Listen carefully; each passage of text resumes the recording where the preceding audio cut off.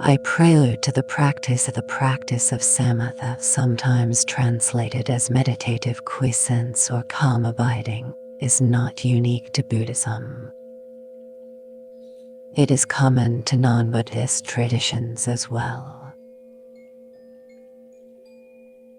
In fact, it is an essential aspect of most spiritual meditative practices because meditative quiescence is an indispensable tool essential for attaining liberation, nirvana, or the full awakening of Buddhahood. These are lofty goals, and many obstacles lie in the path of anyone who seeks them. The chief obstacles to liberation are known as afflictive obstructions. The chief obstacles to the full awakening of a Buddha are known as cognitive obstructions. They are the collective obstacles to omniscience, and to go beyond them one must apply the proper antidote. In the case of both the afflictive and cognitive obstacles, that antidote is the realization of emptiness in and of itself. The realization of emptiness is a lofty goal, and the attainment of the wisdom that realizes emptiness requires an extremely stable mind able to focus on the ultimate truth. What does that term, extremely stable mind, mean? It means a mind sufficiently stable to be able to focus upon emptiness without wavering to any other object.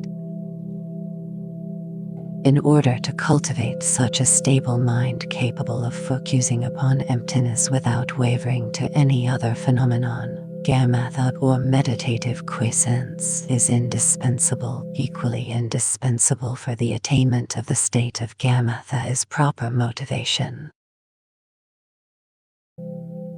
This is the first step in the process, the cultivation of a proper motivation that will create a momentum to carry the meditator through the course of the practice, however long it may last. The primary objective of cultivating Shamatha is the attainment of liberation and full awakening as a means to be of service to others. However, there are subsidiary effects or benefits of meditative quiescence, namely the development of psychic powers and other forms of heightened awareness. These siddhis, too, can be used in the service of others. However, it is important to remember that the primary reason for the cultivation of Shamatha is the attainment of liberation or full awakening. In order to focus in on the proper motivation, one must ask the question: what is the point of attaining the full awakening of a Buddha? Just as space is without limit, so it is true that sentient beings are without limit. Buddhist cosmology says that among the various realms inhabited by sentient beings, the majority abide in the hell realms, a smaller number abide in the realm of tormented spirits or pretas, still fewer in the animal realms, still fewer in the human realm, fewer yet in the realm of the demigod, and a very few in the deva world. Moreover, there are limitless numbers of beings in the intermediate state between death and rebirth who are not classified in any of the 6 realms of existence. If we look at this question from a Western perspective, using all the available scientific technology, we see that all of the ground is solid. It is permeated by various types of organisms, as is the air, as is the water. Taking the Western scientific perspective one step further, it is said that something like 1 billion organisms live in the human body. So again, we have the sense of a limitless number of sentient beings stretching infinitely into space. Now, let us return to the Buddhist perspective and ask this question: what is the point of attaining the full awakening of a Buddha? The answer is almost too obvious. Upon attaining full awakening, it is possible to be of unimaginable benefit to countless sentient beings, especially to those who have a close relationship with one's own being, the organisms in one's own body. Undoubtedly, there is a close relationship with those. If you were able to release from samsara simply the billion organisms in your own body, that would be a tremendous achievement. To attain full awakening, each would need to develop bodhisattva, the awakening mind, and in order to do that, it is virtually necessary to have a human body. Imagine bringing each of these sentient beings with whom you have this intimate connection to the brink of full awakening by affording them the opportunity just to be born with a human body. Each would also have a billion organisms within it. A billion times a billion beings offered the opportunity of liberation by the act and motivation of a single individual. In the abstract, the motivation of bodhisattva, the aspiration to attain full enlightenment for the benefit of all sentient beings, may seem impractical and impossible.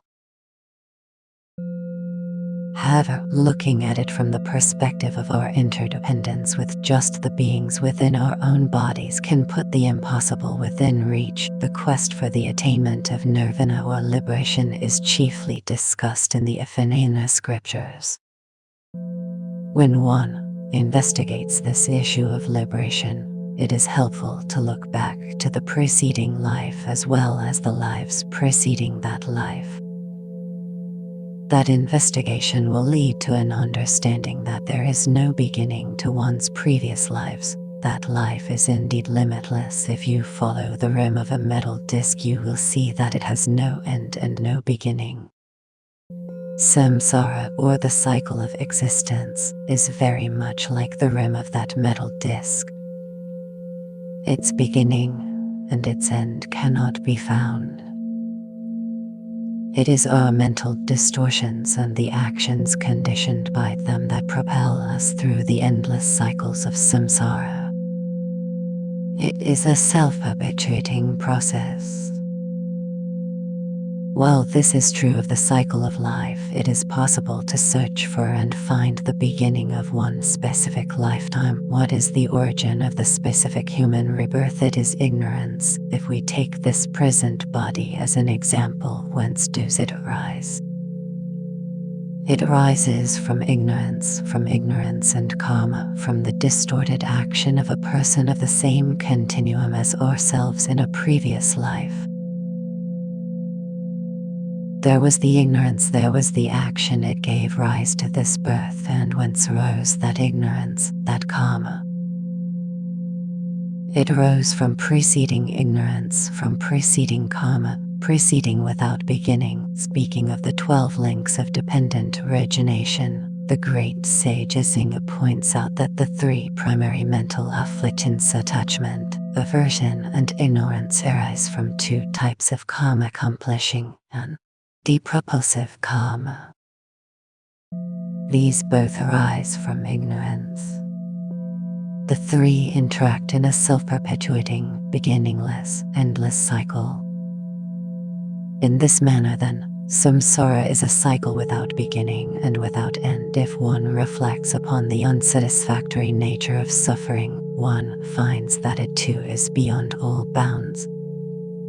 Suffering is not something we like to look into very much.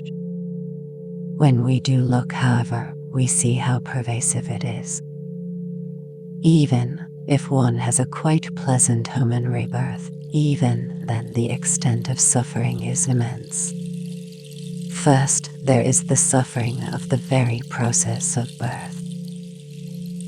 Then, following birth, there are times of frustration when a child's desires go unfulfilled, the suffering of the discipline that forces the child to conform to its parents' and society's norms.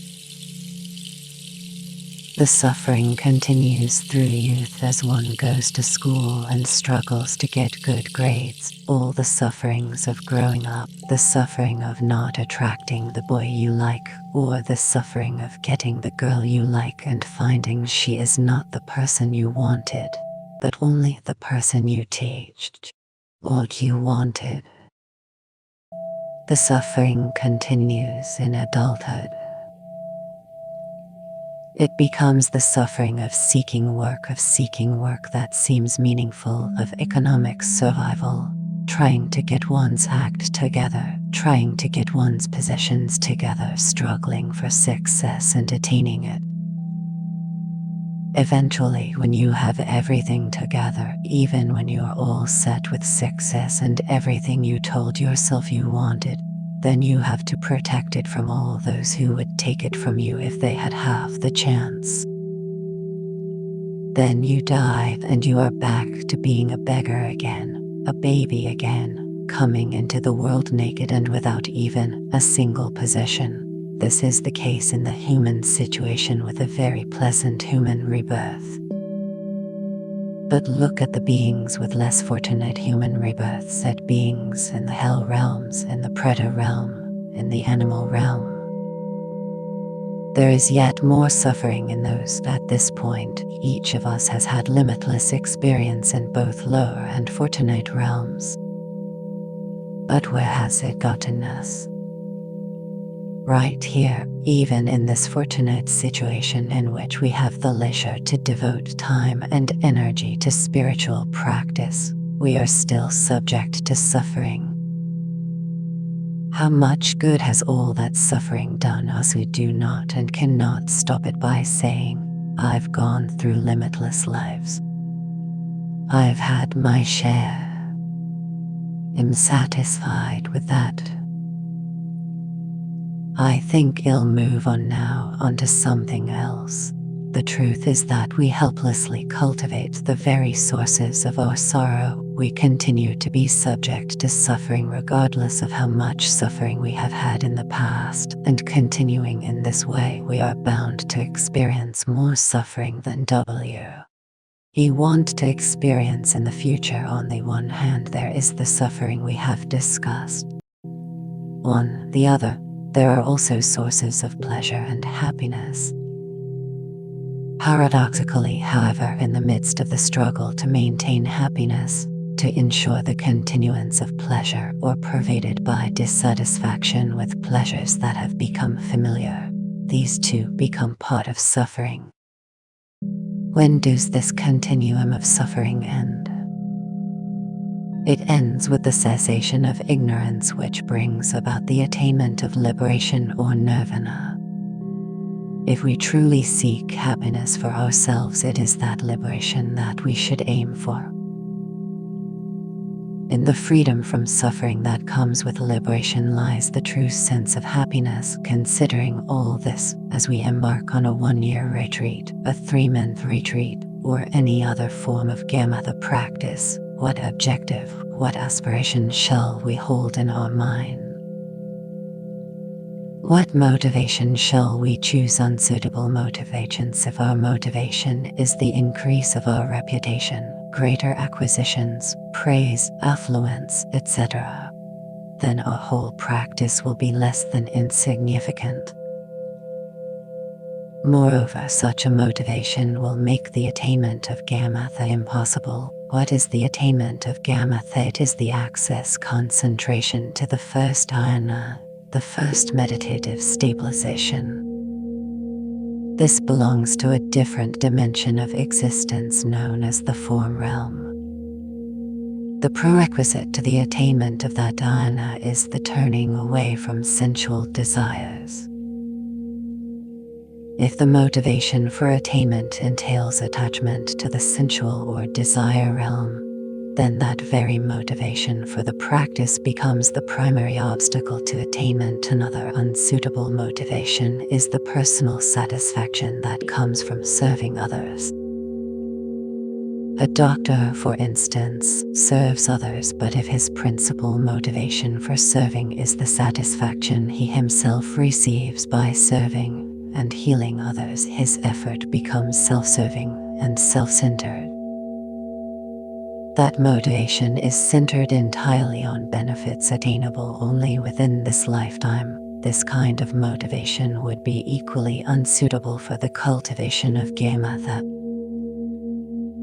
If one works to attain Shamatha in order to bring benefit to other beings but is ultimately interested in the personal satisfaction to be gained through that seemingly altruistic act, that too is said to be an aspiration entailing concerns of this life, and it will become an obstacle for the cultivation of meditative quiescence.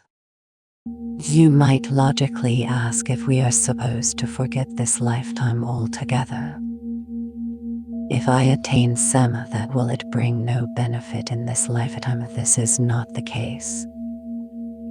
If we turn our awareness to having a higher, truly altruistic aspiration, the benefits in this lifetime inevitably occur without any special thought or effort on our part.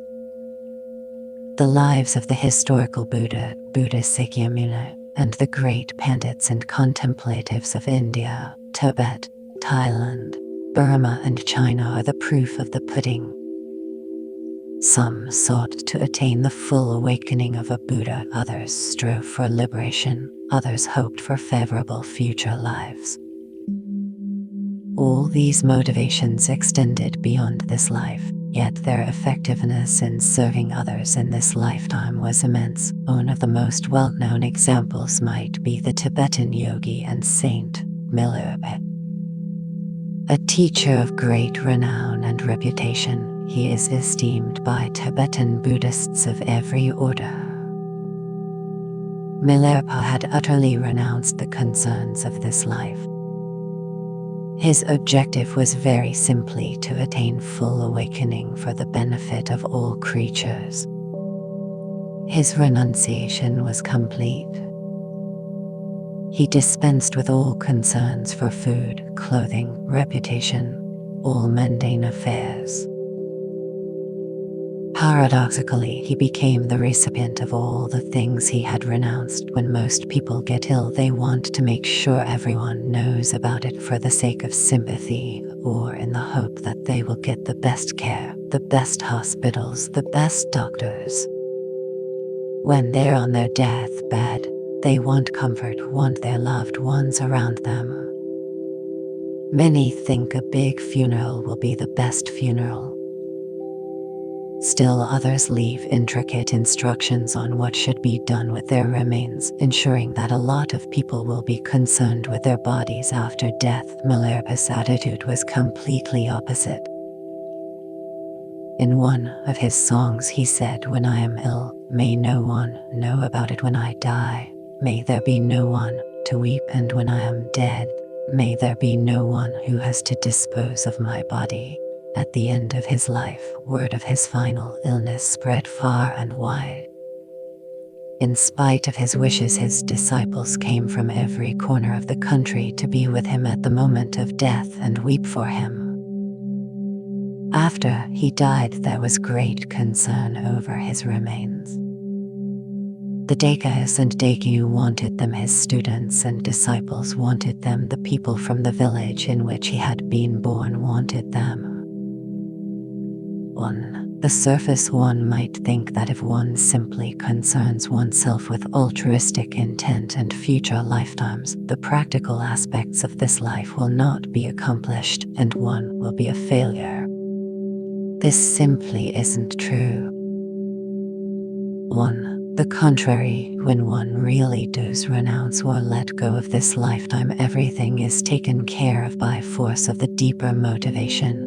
Meaningful motivations. There are 3 levels of meaningful or authentic motivation for the practice of Shamatha: to attain rebirth in the form or formless realms, to attain liberation or nirvana, to attain full awakening. Rebirth in the form or formless realm. Such a rebirth can result in a life that lasts billions of earthly years and is filled with tremendous bliss.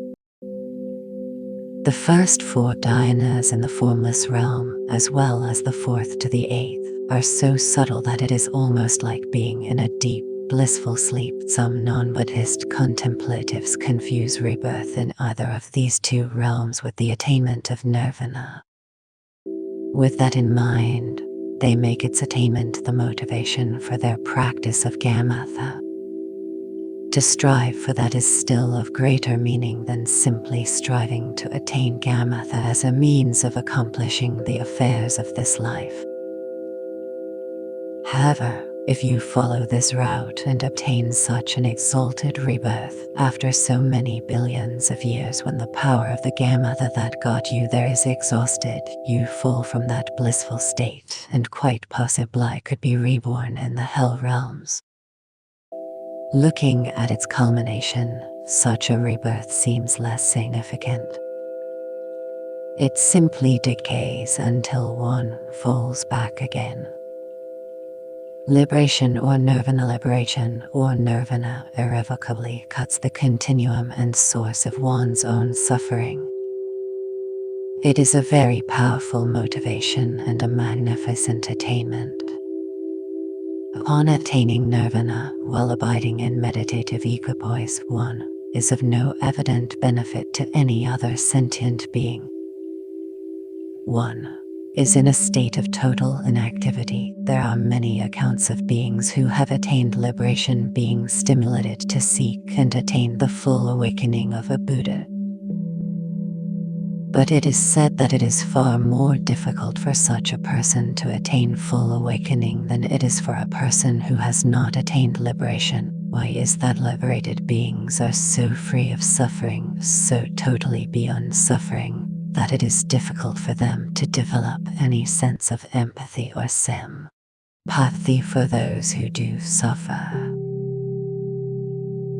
Thus, it is difficult for them to generate great compassion or bodhicitta, also essential prerequisites for the attainment of full awakening of the three authentic motivations for engaging in the practice of Shamatha. The altruistic aspiration for full awakening is the most meaningful. In terms of altruism or serving the welfare of others, even if one is not engaged in an actual activity, in some active service, it lifts the practice to the highest level. Aridava says that the aspiration to serve, in and of itself, is an aspect or means of serving others. We see that there are basically two avenues to the attainment of full awakening.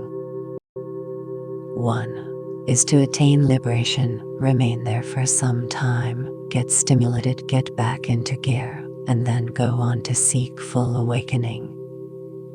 The other is simply and directly to go to full awakening. This being the case, why not take the direct path?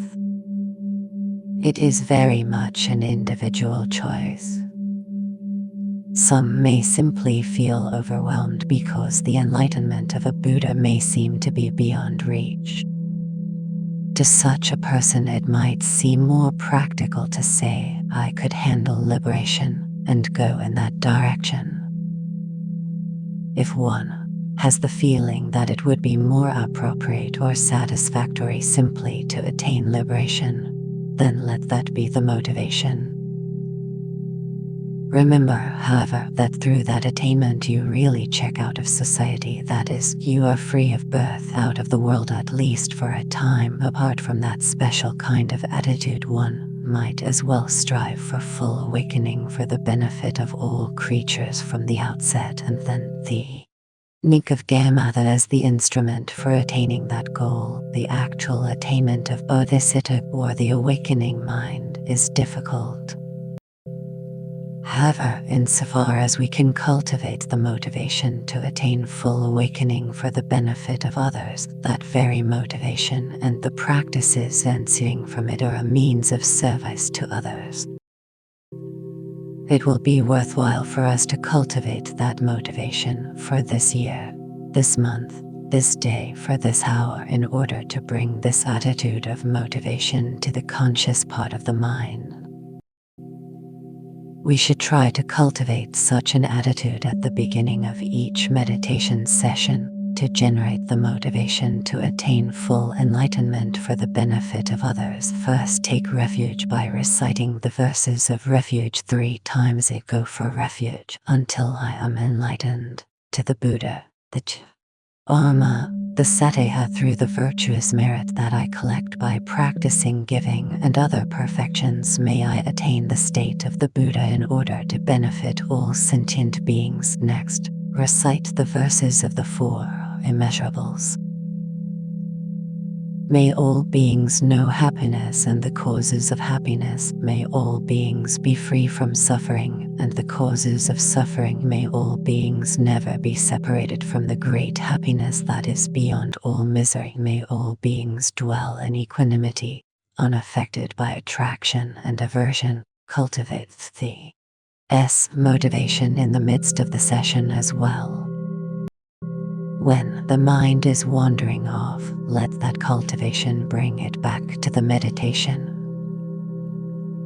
At the conclusion of each session, it is important to dedicate the merit of that specific session, saying, "Let this merit represent all of my merit, past, present, and future, and may all of this merit be dedicated towards the full attainment of awakening for the benefit of all beings." Finally, it is said to be most beneficial to end each session with a prayer of dedication, just as the Buddhas and the Bodhisattvas of the 3 times have dedicated their merit. So may my merit go for the same events and projects to which they have dedicated theirs. For those of you who practice the 6 session and Guru Yoga, it will be to your advantage to begin some of your Shamatha sessions with one of the Guru Yoga sessions.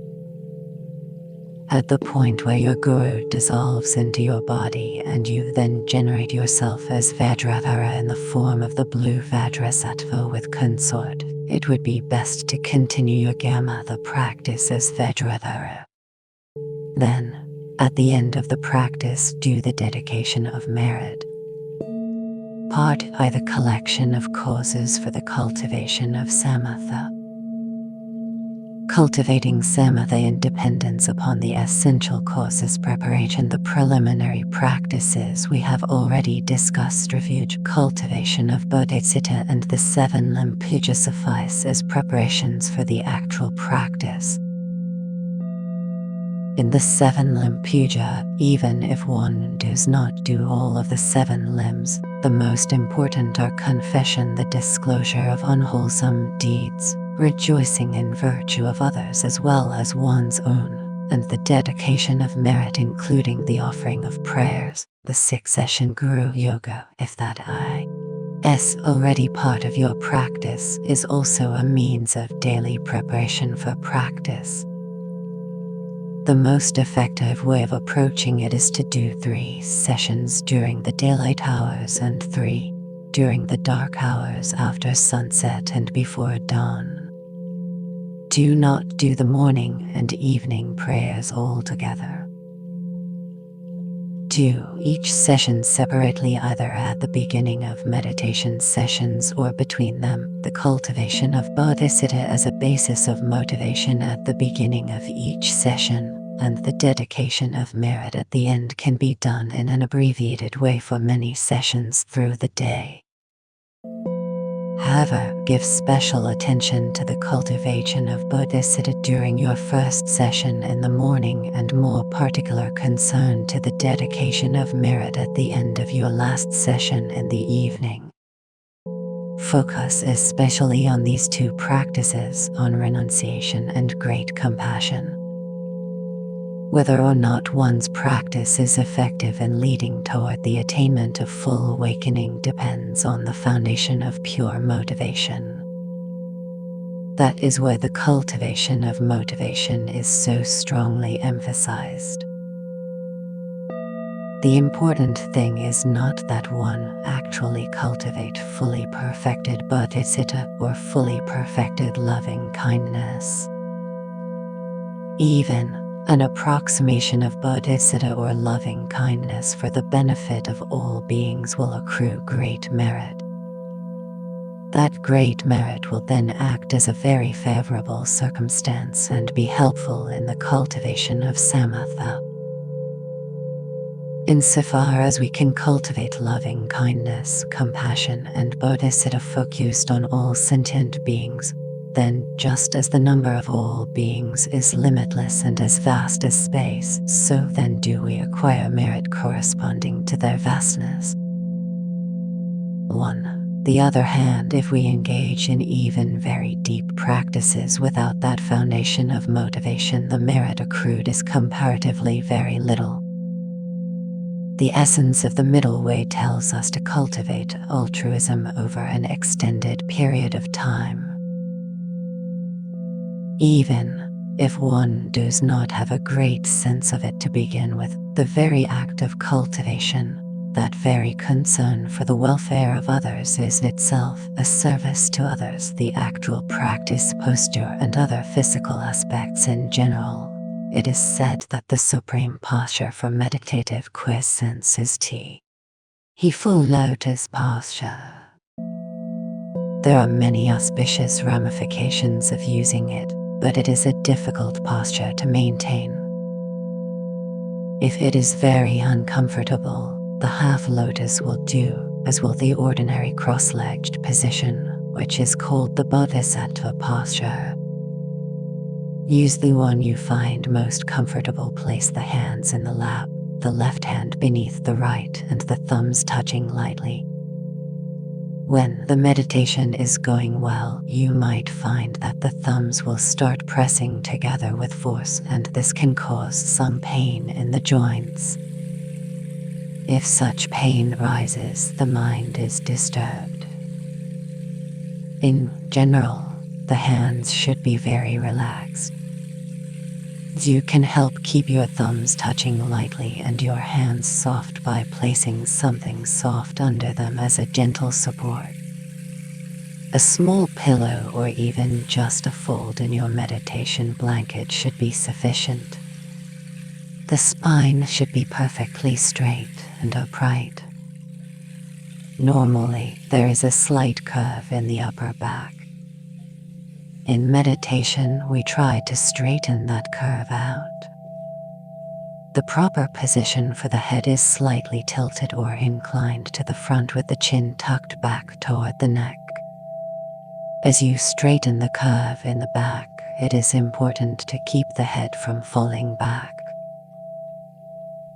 Conversely, when you tilt the head forward, the tendency is to let it fall all the way forward. That too is a problem. The eyes should be slightly open. If the position of the head is correct, the eyes will then focus gently and unforced on the floor about 3 feet in front of you. Keep the jaw and lips soft. Let the tongue rest gently against the palate just behind your teeth. This position helps keep the saliva in the mouth when the mind becomes rather stable and there is a tendency to drool. There is an almost irresistible tendency to elevate the shoulders. Don't let them relax. Let them drop down. It is important that your cushion be exactly level, not tilted to either side. If there is an incline to the left or right, to the front or the rear, it's going to cause problems. They may not be so evident during the beginning stages of the meditation. You may find yourself saying, this hardly matters. After a while, as meditation becomes deeper, the only way you'll know the problem has arrived is when you start to keel over to one side. You can test the level of your cushion by placing a bowl of water on it, checking to see if the liquid tilts to one side or the other. Don't let your posture become too tight. Let the body be very relaxed, very natural. If you get tight in certain areas, take a deep breath and then exhale the tension with the next out-breath. In the course of time, wherever there is too much tightness, tension will rise there and you will feel pain and discomfort. That will act as an obstacle to your practice. If you develop bad habits in the first 2 or 3 months, it will take another 2 or 3 months to break them. Be conscientious about maintaining good posture right from the beginning. In the first 10 to 15 days of your retreat, be especially watchful of your posture. When you feel even the slightest presence of tension, do whatever is necessary to correct the situation. Pay special attention to the coccyx. There is a natural tendency to let it roll forward a bit. If that happens over a long period of time, it will cause problems all over the body. Tuck the pelvis forward and think of the coccyx as an arrow pointing into the earth. If you are having trouble keeping the pelvis tilted in the proper manner, keeping the arrow pointing down, find something to support it. You can use a small pillow or even a folded towel will do. Don't sit on the support. Just nudge it right up there at the base of the spine. This will help you hold the bottom of the spine perfectly erect. Sitting erect with a straight back creates the least stress on the body, and one is able to sit for long periods of time without feelings of pain or exhaustion. Another advantage of the erect posture is that the channels within the body are not scrunched up. They're nice and straight, they are free, and the energies within them are free to flow more easily. Because of the very close relationship between the mind, the states of consciousness, and the prana, a smooth, uninterrupted flow of prana enhances both the clarity as well as the stability of the mind. Slouching over yields laxity, mental sluggishness, drowsiness, and eventually sleep. The erect posture gives rise to vitality and enhanced awareness. Erect posture is highly conducive to the arising of two forms of plancy. Physical plancy is a supple sensation one feels in the body, a very pleasurable tactile sensation associated with the movement of the subtle energies of prana within the body. Mental plancy is an actual mental event which renders the body and mind fit for action or serviceable. The function of plancy is the eradication of obscurations. Moreover, both mental and physical plancy act as an antidote for dysfunction, which is the opposite of serviceability. Plancy is a direct antidote for dysfunction, as well as a remedy for what are sometimes called the 5 faults. Beyond that, plancy acts as an antidote for both afflictive and cognitive obscurations. As the body and mind become more and more stable, mental plancy arises quite naturally without any forceful effort. It is a mental state accompanied by immense joy. Physical plancy follows quickly. The body is truly serviceable. It takes on a suppleness that enables one to assume any posture and sit for hours and hours without feeling the slightest fatigue. Actually, all of us are endowed with both mental and physical plancy, but it is not in a manifest state. When conditions are ripe, and they actually do manifest, the joy that accompanies this blissful state increases to a peak and then tapers off. After this tapering off, there arises a more stable, non-fluctuating kind of subtle plancy which is the most effective. Counting the breath sitting in the proper posture, one can engage in this introductory practice. Following the breath in and out, one may count up to 7 or 20. Most important is seeing how much of the conceptual mind has been quieted by this technique. If that mind is still rambunctious even after a series of 21 breaths, continue counting from 1 again. If the conceptual mind is quiet after just 7 breaths, the introductory practice of counting breath has served its function. There is no need to go on. This is pertinent to all Shamatha techniques, questions and answers. My eyes keep wanting to close. Is it absolutely necessary to keep them open during meditation? Keeping the eyes just slightly open during meditation can be very helpful for clarity of the mind. Closing your eyes seems easier in the beginning because there is no visual distraction. In the long run, however, it is a disadvantage. It makes it harder to develop clarity, real vividness of mind. Keeping the eyes open also helps counteract lethargy, as difficult as it may seem right now. Keep working on it and see if you can ease into it slowly. Q. Which cushion are you referring to when you say it should be level? It's the Tibetan that should be flat. As for the Zafil, Tibetans don't use them, so there is no thousand-year tradition. My feeling is that it would probably be best to sit on the front edge of the Zafil.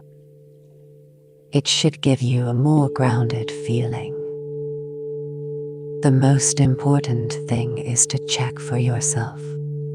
The effects will become apparent. How to perform prior to directing the mind to the object of meditation. This subject entails a discussion based upon a text by Maitreya, The Examination of the Center and the Extremes, which elaborates on the 5 falls that act as obstacles to attainment, and the 8 antidotes to those falls that aid one in focusing the mind properly on the object. The first fault. Laziness. Laziness is a mental factor identified as a lack of delight in the wholesome, the virtuous. This is its aspect. Its function is to distract one from wholesome activity. Laziness is attached to sloth and does not delight in virtue. It is often attached to various types of entertainments, such as movies, television, theater, music, etc. There are 3 types of laziness. The laziness that is attracted to bad actions, in this particular case the things that turn one away from the practice of Shamatha. It manifests itself as indulgence in other kinds of activity. B. The laziness of sloth is frequently identified with procrastination. Under its influence, one thinks it really would be good to meditate, but not quite yet. I think I'll take a nap. Those who suffer from this form of laziness are attached to lying around. See, the last type of laziness is self-denigrating laziness. You will know you are suffering from it when you put yourself down by thinking, I couldn't do it even if I tried.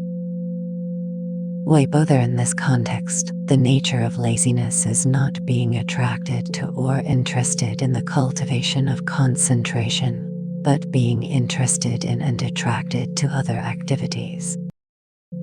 It acts as a serious obstacle to entering into the practice of concentration.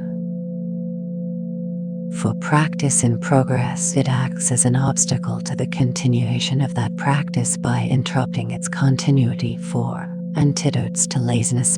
See, this is the first and most direct antidote to laziness. However, it comes into full play only when the practice reaches advanced stages. The joy that is born in plenty brings an immediate end to laziness. For those who have attained Shamatha, it is a tremendous boon for cultivating the succeeding stages on the path to awakening. This does not mean that you should forget about it now, because it comes to its full bloom only after you attain Shamatha. There are many stages to the practice. Plenty comes in brief flashes in the beginning. As the practice matures, the flashes become moments, the moments become seconds, the seconds become minutes, and on it goes. Practicing samatha is like sharpening the blade of an axe. It is not accomplished with a single stroke. You sharpen the axe so you can cut down a tree. If you don't cut it down, you've wasted your time. In similar fashion, you practice samatha in order to cultivate the subsequent stages of the path. If you attain samatha and fail to take that next step, you have expended your time and energy for nothing. How does one cultivate plancy enthusiasm? This is a mental factor which delights in virtue. That is its aspect. It is the means by which we cultivate plancy. The function of enthusiasm is that it brings about various insights along the path to awakening. Enthusiasm is also defined as a state of happiness, something that delights in virtue.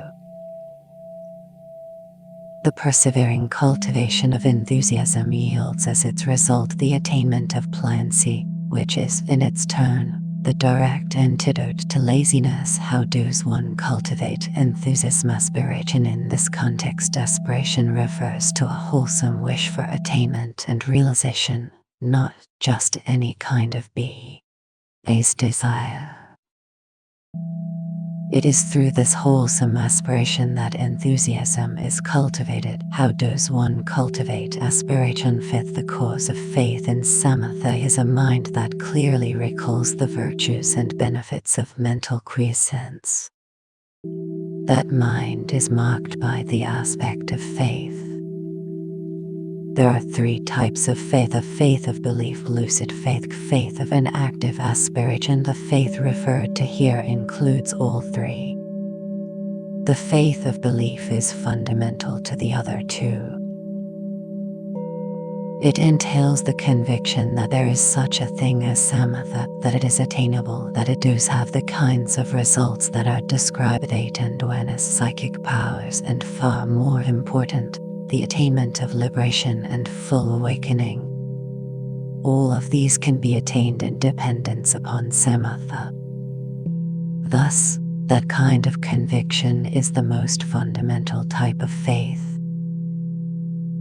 Lucid faith and the faith of aspiration evolve from this basic capital. The truth of these statements that there is such a thing as gamatha, that full awakening is possible in dependence upon gamatha, is the kind of truth that is concealed, not evident, not easily accessible, not something that we can ascertain immediately for ourselves.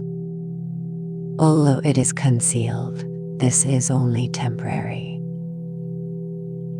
Many have had their own experience of certain physical and mental bliss. Many have experienced those states of being through their own practice, and many have the faith that those states suggest much deeper attainments, states of being beyond our present experiences, such as the attainment of heightened awareness, psychic powers, liberation, full awakening are described to us by authentic teachers who are much further developed along the spiritual path than we are.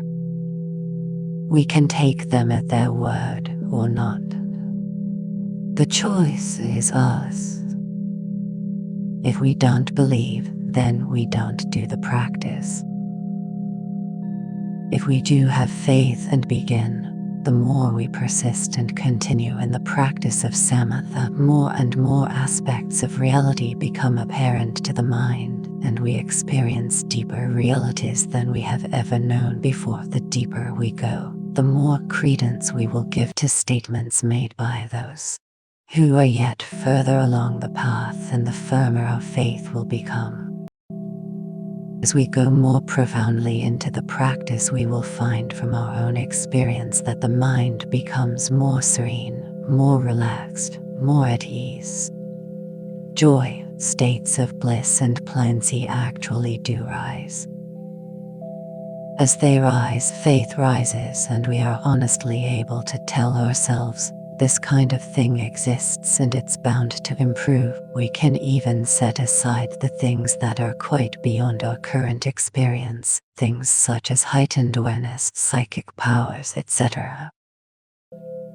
Just the deepening relaxation of the mind is enough of a base upon which we can begin to build a strong foundation of faith in the teachings of those many meditators who have experienced various types of increased awareness and serenity in this moment as we begin our retreat. When many of us are re-excited and enthusiastic about the practice, it is a good idea to etch these points into our minds.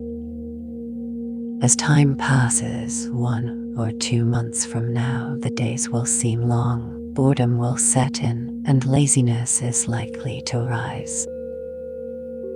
When that happens, think back to these points and you will find that you are generating your own internal motivation to get back into gear. The interaction of the 4 antidotes, the 4 antidotes to laziness, are interwoven into a tapestry of symbiotic dependency. Pliancy is indeed the primary antidote to laziness. How does one cultivate pliancy? By means of continually cultivating enthusiasm for the practice of concentration. What is the cause of enthusiasm? A very strong aspiration to cultivate concentration.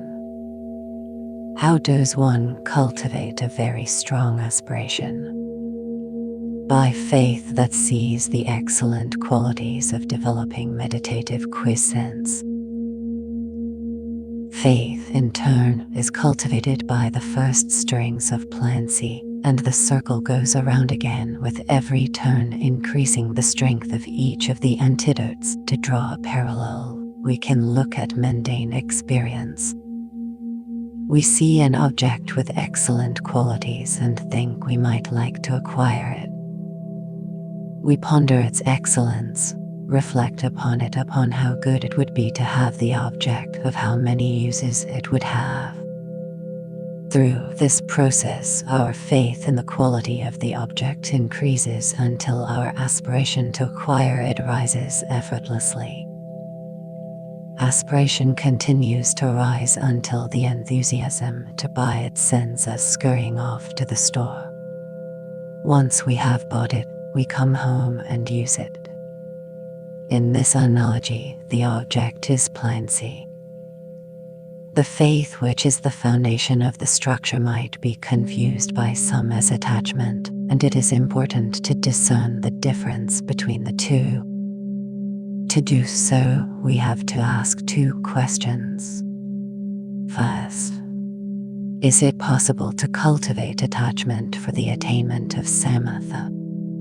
Second, if so, how would that be distinguished from yearning, the faith that inspires aspiration? The answer to the first question is, it is possible to have an attachment to meditative quiescence. In this case, there would first be an attachment to oneself. Then, upon that basis of self-directed attachment, one would think, oh, if I only had meditative quiescence, it would be so good for me. How grand that would be! It would be like seeing Shamatha as some kind of adornment. It would be indulgence in one's attachment to self. That is how attachment to the attainment of Shamatha arises. In contrast to that, the aspiration for the attainment of Shamatha is not based upon attachment to self. It focuses on Shamatha itself and recognizes its excellent qualities. It aspires to the attainment of the qualities, not the glory or the personal satisfaction that attachment seeks. Attachment is a mental factor that focuses upon something that is contaminated, seeing it as attractive and then craving to acquire it. Faith, in contrast, is something that arises as an antidote towards the lack of faith, i.e., faithlessness, and it also sees the excellent qualities of the object in question. In order to develop faith which is focused on Shamatha, it is necessary to be aware of and familiar with the excellent qualities of Shamatha. The excellent qualities of Shamatha of the excellent qualities of meditative quiescence is that upon its rising there occur both physical and mental pliancy. This brings about a tremendous state of physical and mental well-being which is called visible joy because it is something that you can experience in this very life. In dependence upon the joy of mental and physical pliancy experienced in this life, one's spiritual practice is greatly enhanced, and this is something of benefit in future lifetimes. Moreover, with the attainment of Shamatha, mental distraction is pacified, and because the compulsion for mental distraction is also pacified, one is far less prone to unwholesome behavior. Not only is one less likely to engage in unwholesome activities, but one's engagement in virtue is tremendously enhanced if one engages in a practice before the attainment of Shamatha and the cultivation of proper motivation. There is a great deal of competition from all kinds of conceptual activity. Why? 1. Is bombarded, confused, and congested with other conceptual processes right at the outset of the practice. During the course of the practice, because the mind is subject to distraction, to conceptual congestion, the virtuous practice will be diluted. Then, upon the conclusion of the practice, as one seeks to dedicate the merit, again the mind is congested with other conceptualizations and the dedication gets diluted as well. So, for the whole course of the practice, from beginning to end, it is difficult for the practice to have the potency that it would if one had already attained Shamatha. When we arrive at the point of death, the determining factor for the type of birth we will take in the next life depends on what our store of imprints from previous actions is, predominantly wholesome or unwholesome. As a consequence of that predominance, one takes a more favorable or less favorable rebirth.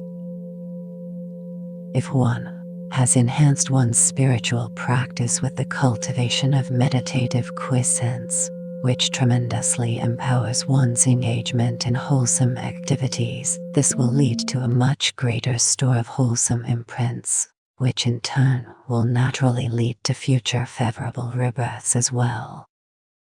The attainment of Shamatha has long-term effects. Moreover, upon the attainment of Shamatha, it is possible to be completely focused upon ultimate truth while cultivating insight, and by means of attaining such insight it is possible to cut the root of the cycle of existence. By doing so, one is completely and irrevocably liberated from suffering. Beyond that, it is also possible to attain the full awakening of a Buddha by engaging in appropriate practices with the single-pointed concentration of Shamatha. A true familiarity with the excellent qualities of Shamatha will be very helpful to the practice in two specific ways. First, when laziness occasionally occurs, reflecting upon these points will act as a direct antidote. And second, in a case where laxity arises, contemplation on the advantages of Shamatha will rouse the mind and act as an antidote to laxity. Above and beyond all the excellent qualities already described, it is said that in dependence upon the attainment of meditative quiescence, it is possible to attain various forms of heightened awareness, including clairvoyance and psychic powers. Upon the attainment of psychic powers, you can dispense with mundane forms of transportation like cars and jets. You can also stop paying your phone bill and give away your radio too, because when one attains good clairaudience, you can hear even very distant sounds. If your clairaudience is only moderately good, you can still hear everything within 500 miles or so.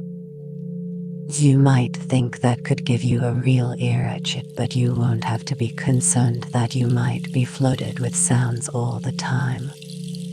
With that kind of clairaudience, you have a built-in switch. so you can turn it off or on any time you like. Questions and answers. What is lucid faith? Lucid faith is a deep appreciation and at the heart, let's say there are three people. The first thinks, Shamatha is nice but I'm not going to go for it. The second thinks, Shamatha is really wonderful. It's more than wonderful.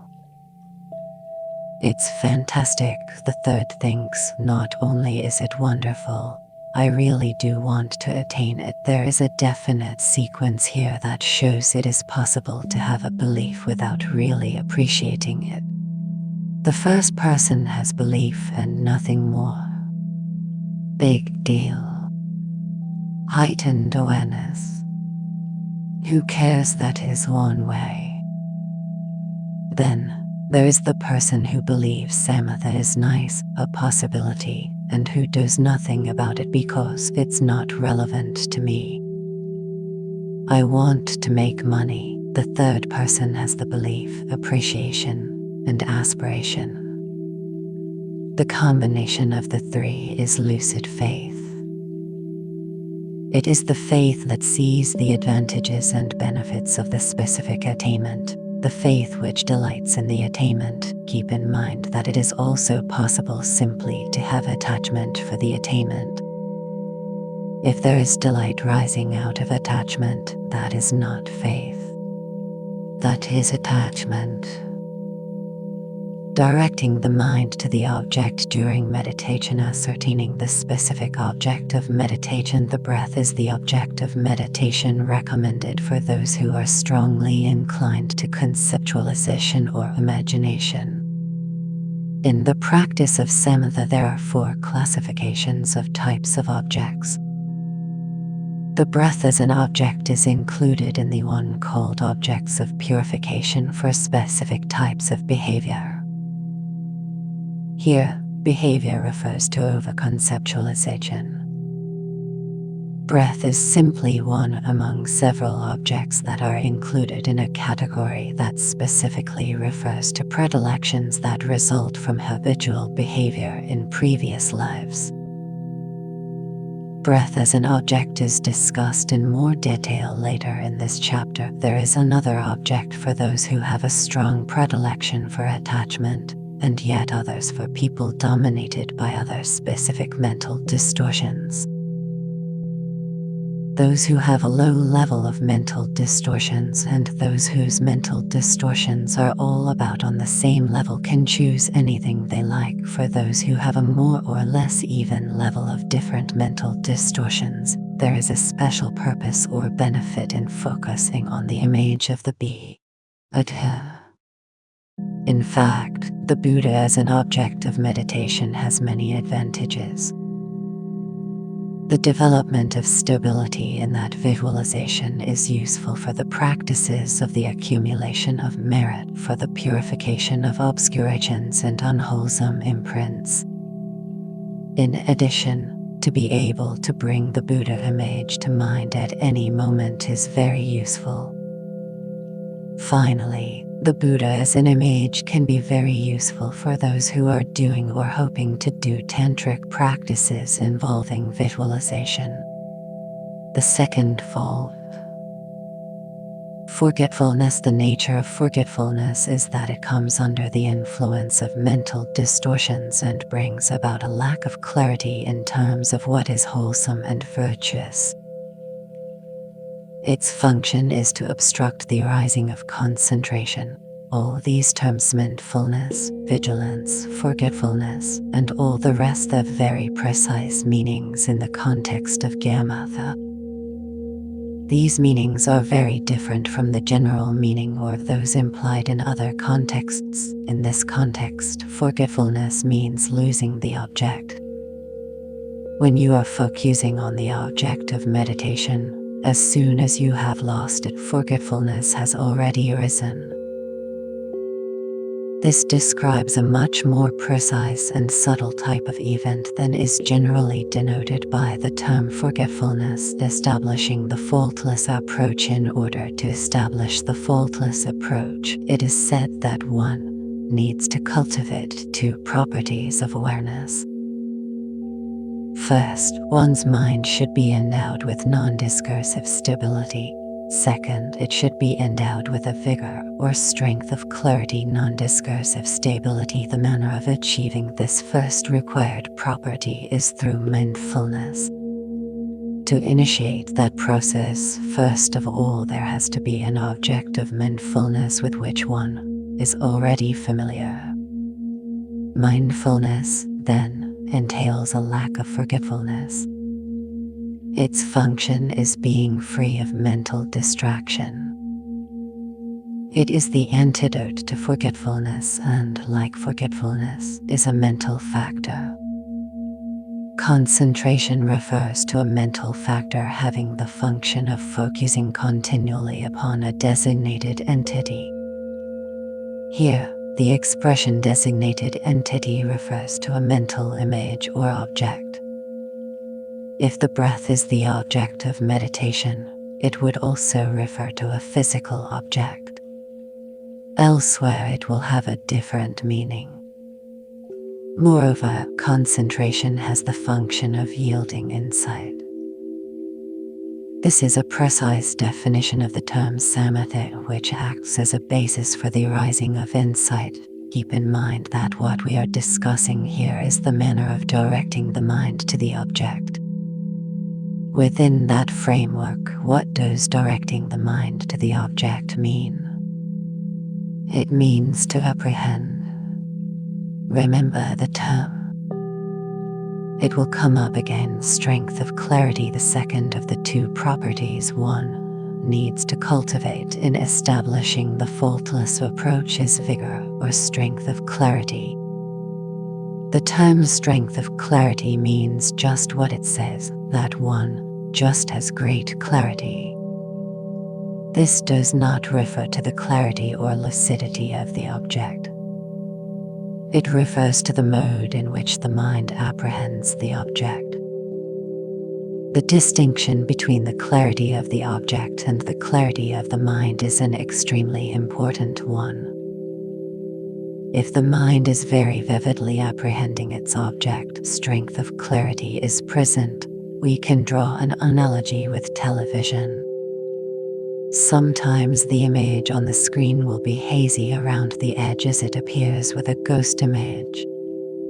In this case, the fuzzy image with the ghost would be lacking strength of clarity.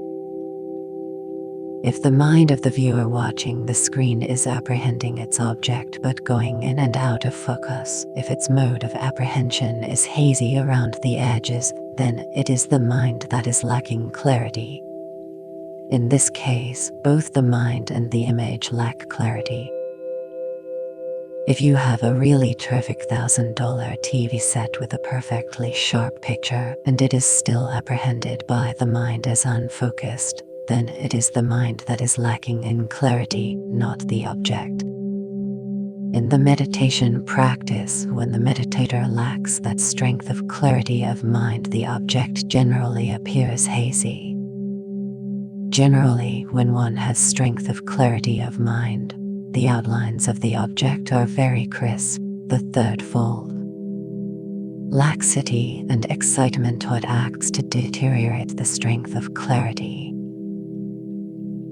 While the mind is focused on the object, it is laxity manifesting as lethargy that causes the mind to retract or withdraw within itself rather than being right out there focusing sharply on its object. If we examine our own experience in moments when we are consumed by very strong attachment, anger, strong pride or conceit, jealousy, we can recognize that our minds are endowed with great strength of clarity when these mental distortions rise with great force. For example, when we direct great wrath towards another person, he or she appears in our mind with unusual lucidity and vividness. It is not the same as actually confronting another person face to face. Nevertheless, an almost lifelike image will appear in the mind with unusually sharp focus. In higher practices such as Tantra, not only does one not try to counteract or suppress attachment and anger, one transforms them into teach, the path. In that way, these mental distortions become a means through which one attains higher realization. How is it possible? It is possible because mental images and visualizations coming from attachment and anger have exceptional strength of clarity and appear vividly to the mind. Rather than trying to subdue them, one simply uses them. The attainment of full awakening is reached by means of cultivating the path, and in order to cultivate the path, the objects of one's meditations must be vivid. 2 elements are essential in order to produce that state of vividness. First, real vividness from the side of the object, and second, real strength of clarity from the side of the meditating mind. When we engage in the cultivation of bodhicitta, renunciation, compassion or loving kindness, when cultivating a mind that wishes to rise from the cycle of existence, and when reflecting on the virtues of our spiritual mentor, we are cultivating these qualities subjectively. For these, one must have strength of clarity from the side of the subject, from the side of the meditating mind. That clarity must arise from within our own being. 1. The other hand, for subjects such as emptiness and subtle impermanence, it is necessary to have vividness from the side of the object. You want to have a very clear vision of emptiness or subtle impermanence rise from their side. In essence, we are talking about 2 types of meditation. The Tibetan word translated as meditation skam is used to describe both, even though they are distinctly different, one referring to the cultivation of subjective awareness and the other to the cultivation of objective clarity. Just as muddy water is not very good for showing reflections, the and muddied by laxity and lethargy is not suitable for reflection of the clarity of the object of meditation. Thus, laxity and lethargy are obstacles for gaining higher realizations. Like laxity, excitement draws the mind away from the object of meditation. At that point, however, their similarities end, because excitement distracts the mind, focusing in an outward direction toward an object of attachment or aversion. It leads the mind into a state of forgetfulness. More specifically, forgetfulness of the object of meditation. In this forgetful condition, although the mind is excited and distracted, its clarity is intact and strong, albeit extremely unstable. Indeed, 2 qualities of mind are necessary if one is to overcome the obstacles to the attainment of higher realization. 1 is strength of clarity, the other is non-discursive stability. Imagine being utterly enthralled and engrossed in something that is enormously attractive. You are so captivated by it, so held in its sway that you forget everything else. Imagine listening to a piece of enchanting music. Imagine the mind becoming so completely drawn into it, so captivated by it, that you are hardly aware of what appears in your field of vision. That is stability. When stability arises in your meditation, even though you have the sense of having been sitting for only a short while, when you come out of it you find that much more time has passed than you had expected. 1. The other hand, when stability is lacking, you will find yourself looking at your wristwatch an awful lot. To cultivate Shamatha, we need both strength of clarity as well as non-discursive stability. If one is endowed with both, it is said that one is a very suitable vessel for the cultivation of the path. Generally speaking, the concentration which leads to the path and propels one along the path is a state of mind which is single-pointedly focused upon its object. For the cultivation of proper concentration, there are two essential ingredients. One of these is mindfulness, the ability to maintain continuity of awareness of the object. The second is vigilance, the mental faculty of guarding or watching over the meditative process to recognize if distraction has occurred. These must be cultivated in the course of the practice. Maintaining awareness of the object, let us examine the object of the breath in terms of cultivating Shamatha. How does one maintain mindfulness of the breathing process? By focusing the mind upon it with continuity. It is said that there is no other cultivation of concentration apart from the very process of cultivating or maintaining mindfulness. That is, if you are cultivating mindfulness of the breath, that itself is the very means of developing concentration. You do not have to add anything else to the process. There are different techniques of breath awareness. For example, you can follow the path of the breath through the nasal passages into the lungs and back up through the nasal passages. You can concentrate on the rise and fall of the abdomen, or simply be focused on the tactile sensations in a specific point at the tip of the nose as the breath passes in and out of the body. If the object of meditation is the image of the Buddha, initially one directs the mind to the object, scrutinizing it part by part where the hands are placed, the position of the head, legs, torso, etc. Having done that, simply apprehend the object in its entirety and maintain that awareness.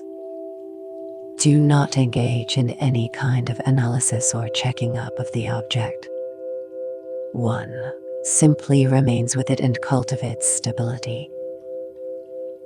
This is exactly what is referred to as non-discursive stability. Once you have arrived at this point in meditation, if a particular part of the Buddha image becomes very clear, simply focus on that part because of its special clarity. Then, gradually clarity will spread to the rest of the object. This does not mean that you focus on that part to the exclusion of the rest of the image. What it does mean is that you give greater emphasis to that area of clarity while maintaining a general awareness of the entire object of visualization. So, on the one hand, you have general awareness of the whole image, and on the other, you place greater emphasis on any part that may be appearing more vividly. As Bhagavath, the great Indian pundit and contemplative, said that if one maintains awareness of one object, this will give rise to a stability in one's awareness, whereas if one shifts around, jumps from one object to another, this will prevent the arising of stability and fatigue the mind. If your object is the breath, whatever technique you choose to follow, maintain just that until you move on to the next stage of the practice. If you are following the movement of the abdomen, maintain continuity, stay with it. Do not move on to concentrating on the tactile sensation at the tip of the nose. Similarly, if you are focusing on the Buddha image, do not allow that image to change, even though it may begin to do so by itself.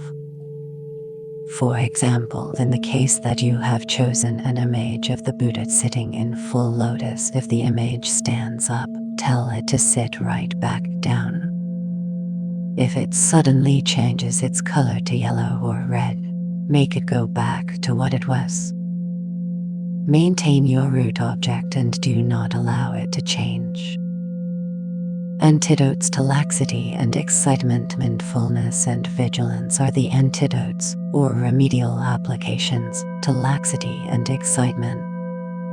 As the practice proceeds, one's chief concern should be with mindfulness, focusing on the object of meditation. However, one part of one's awareness should be devoted to vigilance. If you err in this technique, giving too much emphasis to vigilance, what should be an antidote will become an obstruction, and mindfulness will deteriorate. In this case, your whole practice will deteriorate. The reason for this is that the two objects apprehended by these two faculties are different. Mindfulness is focused on the chief object, be it the breath or the Buddha image. In contrast, vigilance is focused on the meditation itself, the quality of the meditative awareness. It is intermittently checking up to see whether that meditative awareness is too tight or too loose. If mindfulness is concentrated at the tip of your nose, then properly directed and balanced vigilance attends to the awareness itself. If too much energy goes into vigilance, awareness of the breath deteriorates. This is one of the most fundamental points to be kept in mind throughout the meditation, in terms of the strength of clarity, as well as the manner in which the mind apprehends its object. Each person needs to find the appropriate degree of tension that is neither too tight nor too loose. If the strength of clarity is too high, this agitates the mind. If it is too low, then lethargy or laxity arises. There is no set formula to the equation. It is something one has to determine for oneself, fording that middle ground, walking the razor's edge between agitation and laxity. It is indeed in the middle way that you must cultivate stability. Vigilance is a mental factor that must be totally adaptable to the needs of the moment. It has different functions on different occasions. When the mind is stable, it is not subject to scattering and excitement. It is, however, prone to the dangers of laxity. Thus, when the mind is stable, the special task of vigilance is to guard against laxity, and it must wield a double-edged sword. On the one hand, it must be watchful to see if laxity is rising. On the other, it is concerned with the strength of clarity, the direct antidote to laxity. When strength of clarity is present, then it is the special task of vigilance to be on guard against the arising of scattering and excitement. It must be watchful to see that the desired strength of clarity is balanced by stability. Working at its fullest efficiency, vigilance checks the level of tension in the mind. When the mind is getting a bit tense, lighten up a little. If it is getting too slack, tighten up a bit. Vigilance is a mental factor, but if one looks for it in the Buddhist psychological presentation of the 51 mental factors, it is not to be found. Why is that? Because it is included in the mental factor of intelligence. Within the parameters of intelligence, there is both a distorted intelligence as well as a non-distorted intelligence. Vigilance is by definition only the non-distorted form. Even though vigilance is not included in the 51 mental factors, non-vigilance is included as one of the 20 secondary mental distortions. What is the nature of non-vigilance? It is a mental factor having the function of not discerning activities of the three doors of body, speech, and mind. This means that non-vigilance is not aware of the quality of that behavior that is being impelled by attachment, anger, and other various afflictions. In that this is the very definition of non-vigilance, we can see that vigilance implicitly also entails discernment with regards to the wholesome and unwholesome.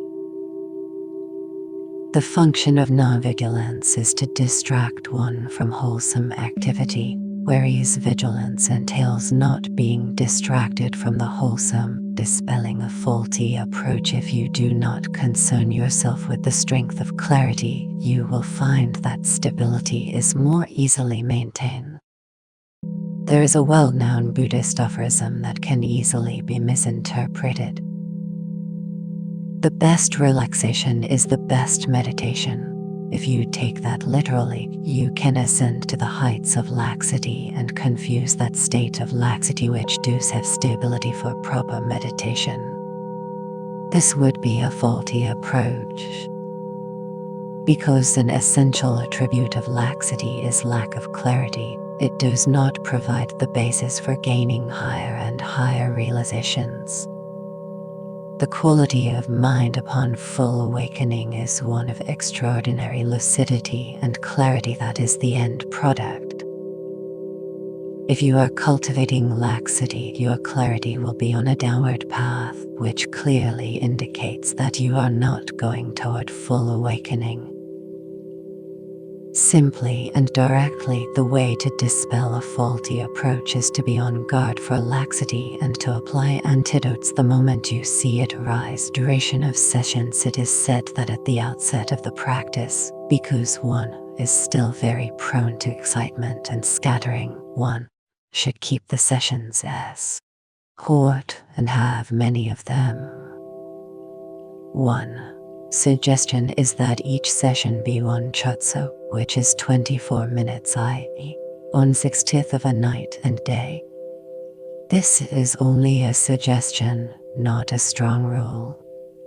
You might begin with just 15-minute sessions. Within that period, check up closely to see how strongly excitement and scattering are affecting your mind.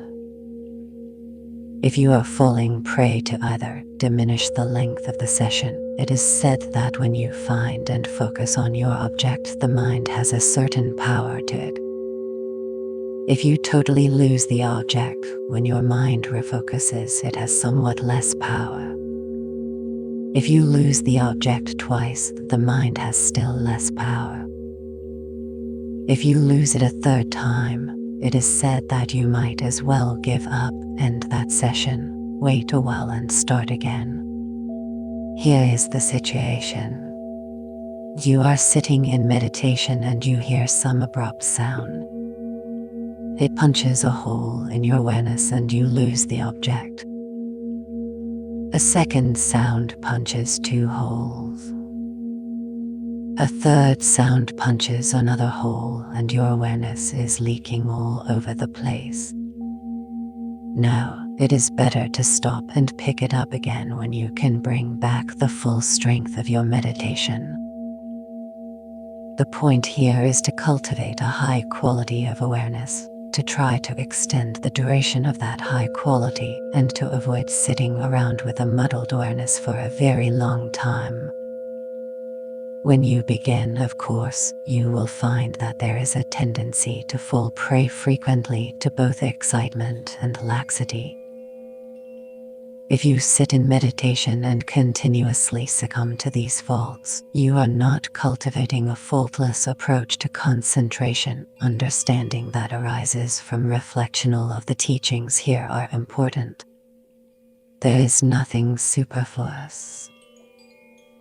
Yet, these particular points are especially important because they concern the very techniques you will be using day to day, sitting to sitting, moment to moment. It is essential that you become very familiar with them, really absorb them, integrate them into your practice, make them your own. It will take a little time, but gradually, by the very process of meditation, you will begin to realize the significance of each point. That realization is the key to progress. It is not sufficient to think that you have an intellectual understanding. To think I've got it is not enough, because as long as you are still thinking you do not have it, there are different levels of understanding. The first is one that arises from hearing. This is where you are right now, hearing sounds, hearing words, hearing concepts. But hearing is not the same as deeper understanding, and it is only when you actually start implementing this advice in your practice that through your own experience you will start that process of realization.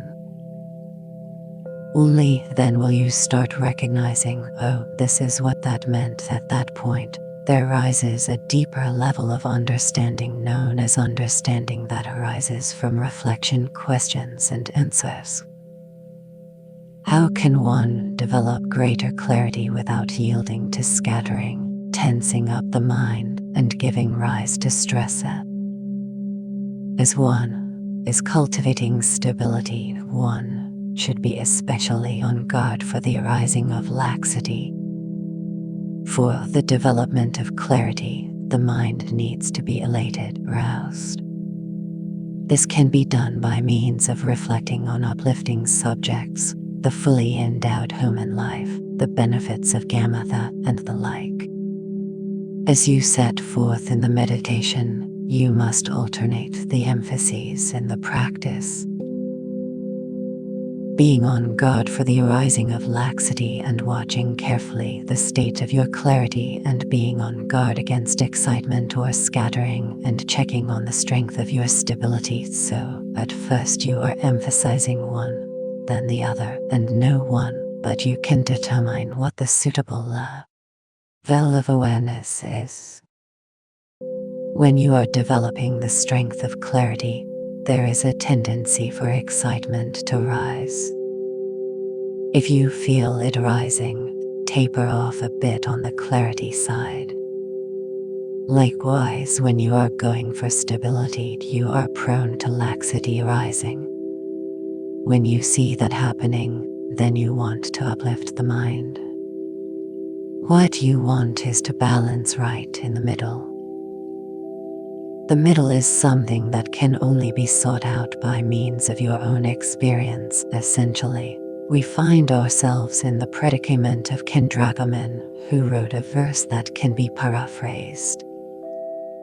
When I increase my enthusiasm, going for clarity, my mind gets excited, whereas when my mind gets more stable, I tend more towards laxity.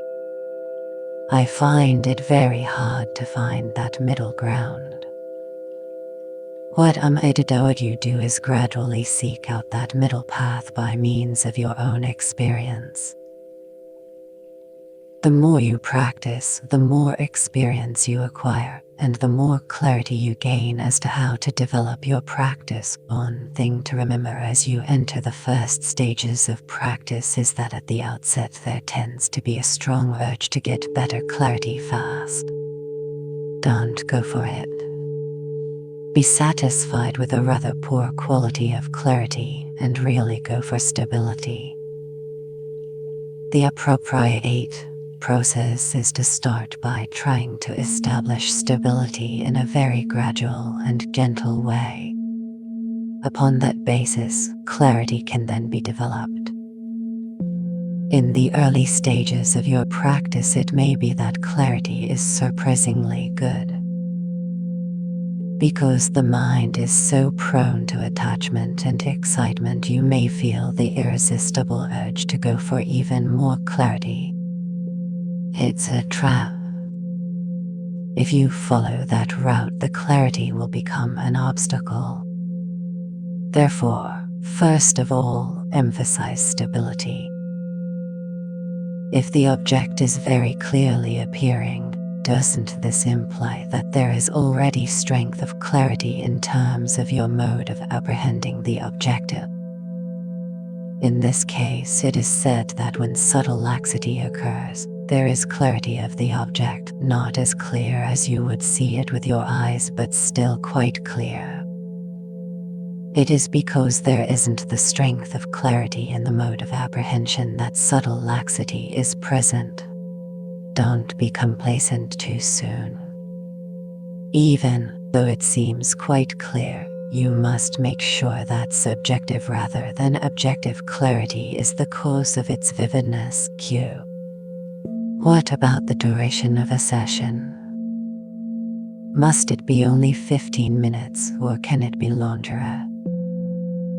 However long it may be, what is most important during the course of each meditation session is that you not fall prey to either laxity or excitement. So, if a half hour has gone by and you are really aiming at 15 minutes, this is suggestive of reasonably good quality. The time passed and you were not aware of it. The crucial thing is not how many minutes passed, but that you do not indulge in a meditation after being heavily subject to excitement and laxity. If you find that you are thinking 15 minutes have gone by, but in actuality it has been an hour, it can start to be a habit that you overshoot the time mark. In the beginning, it is preferable to keep the session at 15 minutes and shoot for the highest quality of awareness during that time.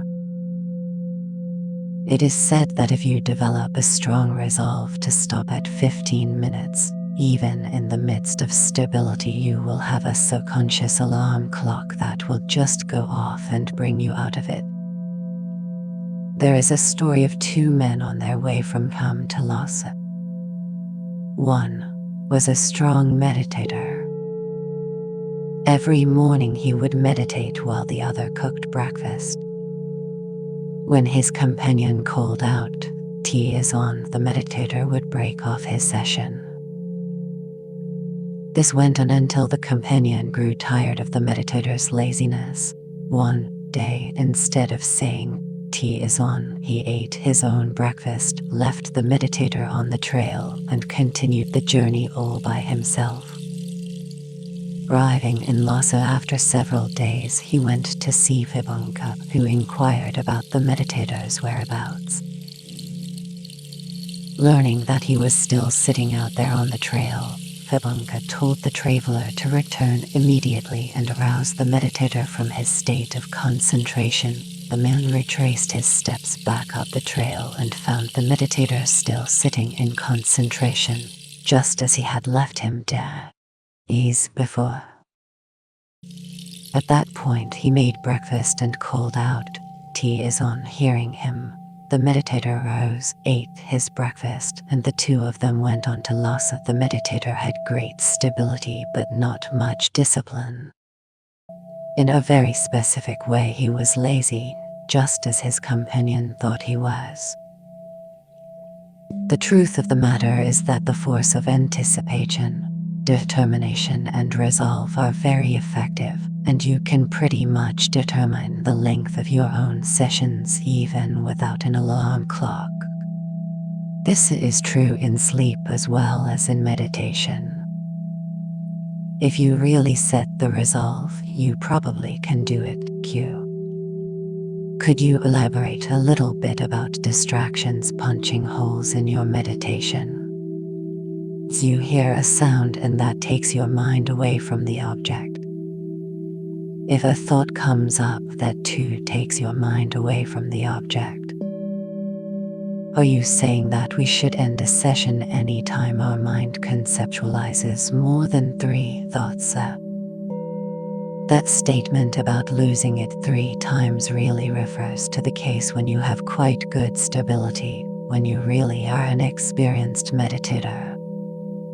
In that case, if a loud sound or anything else of the kind comes a 3rd time, stop your session.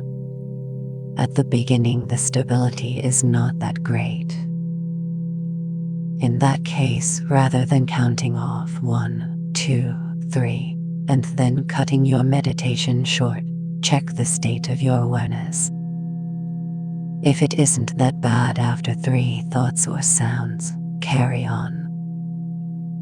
But if you find that it is getting very muggy, whether it is after 2 minutes or 20 minutes, stop.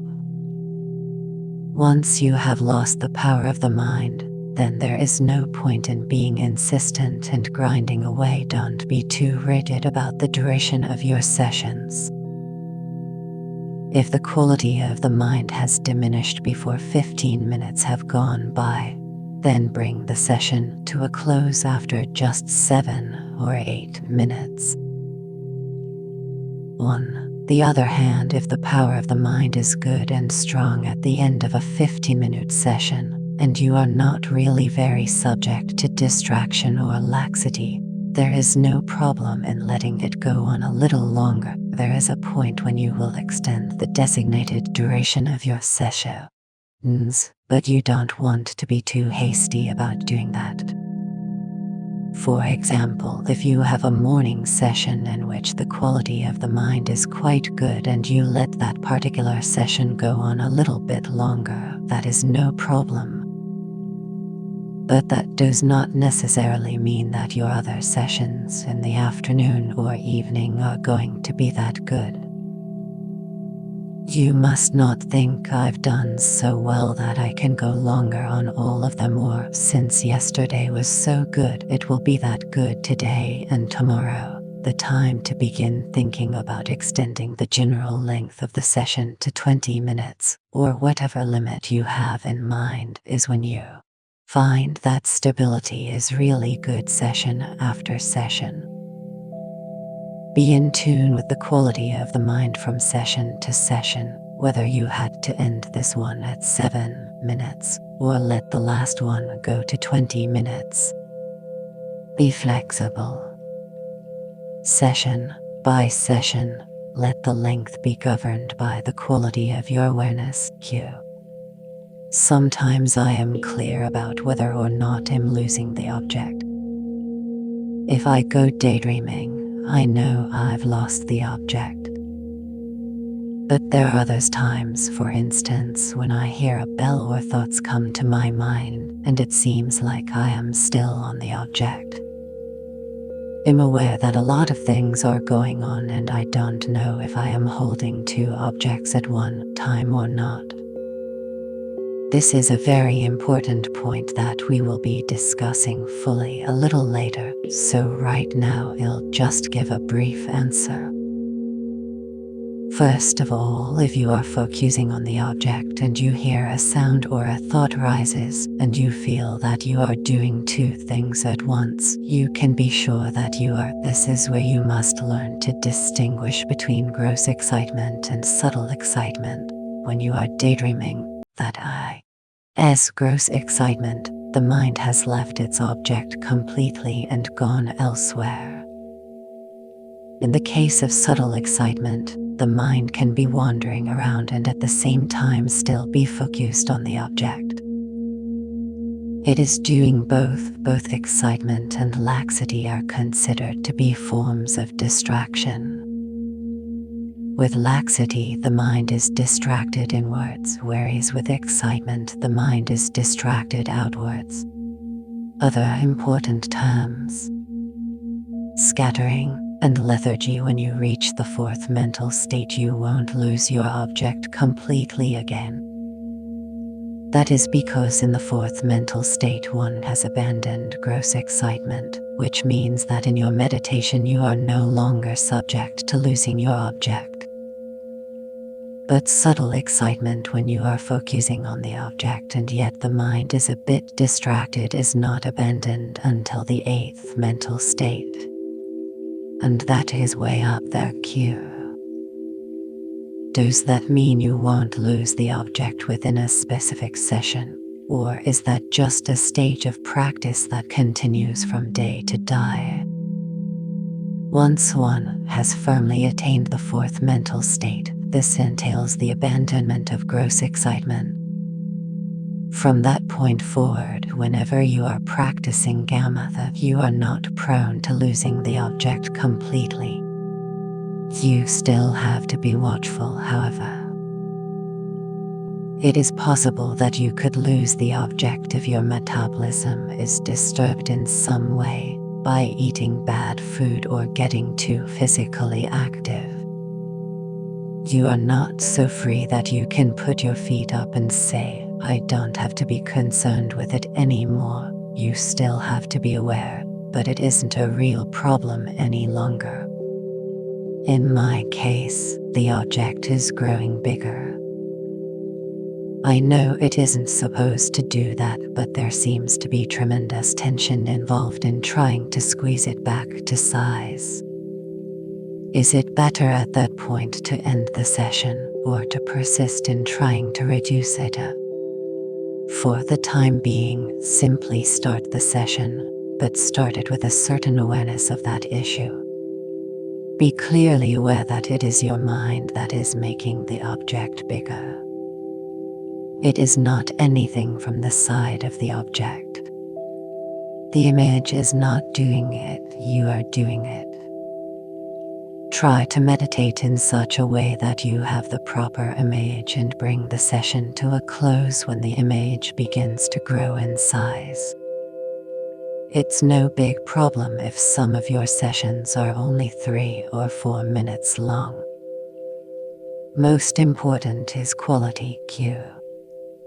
Should we be visualizing the Buddha image at the level of the navel, at the heart, or on the top of the head?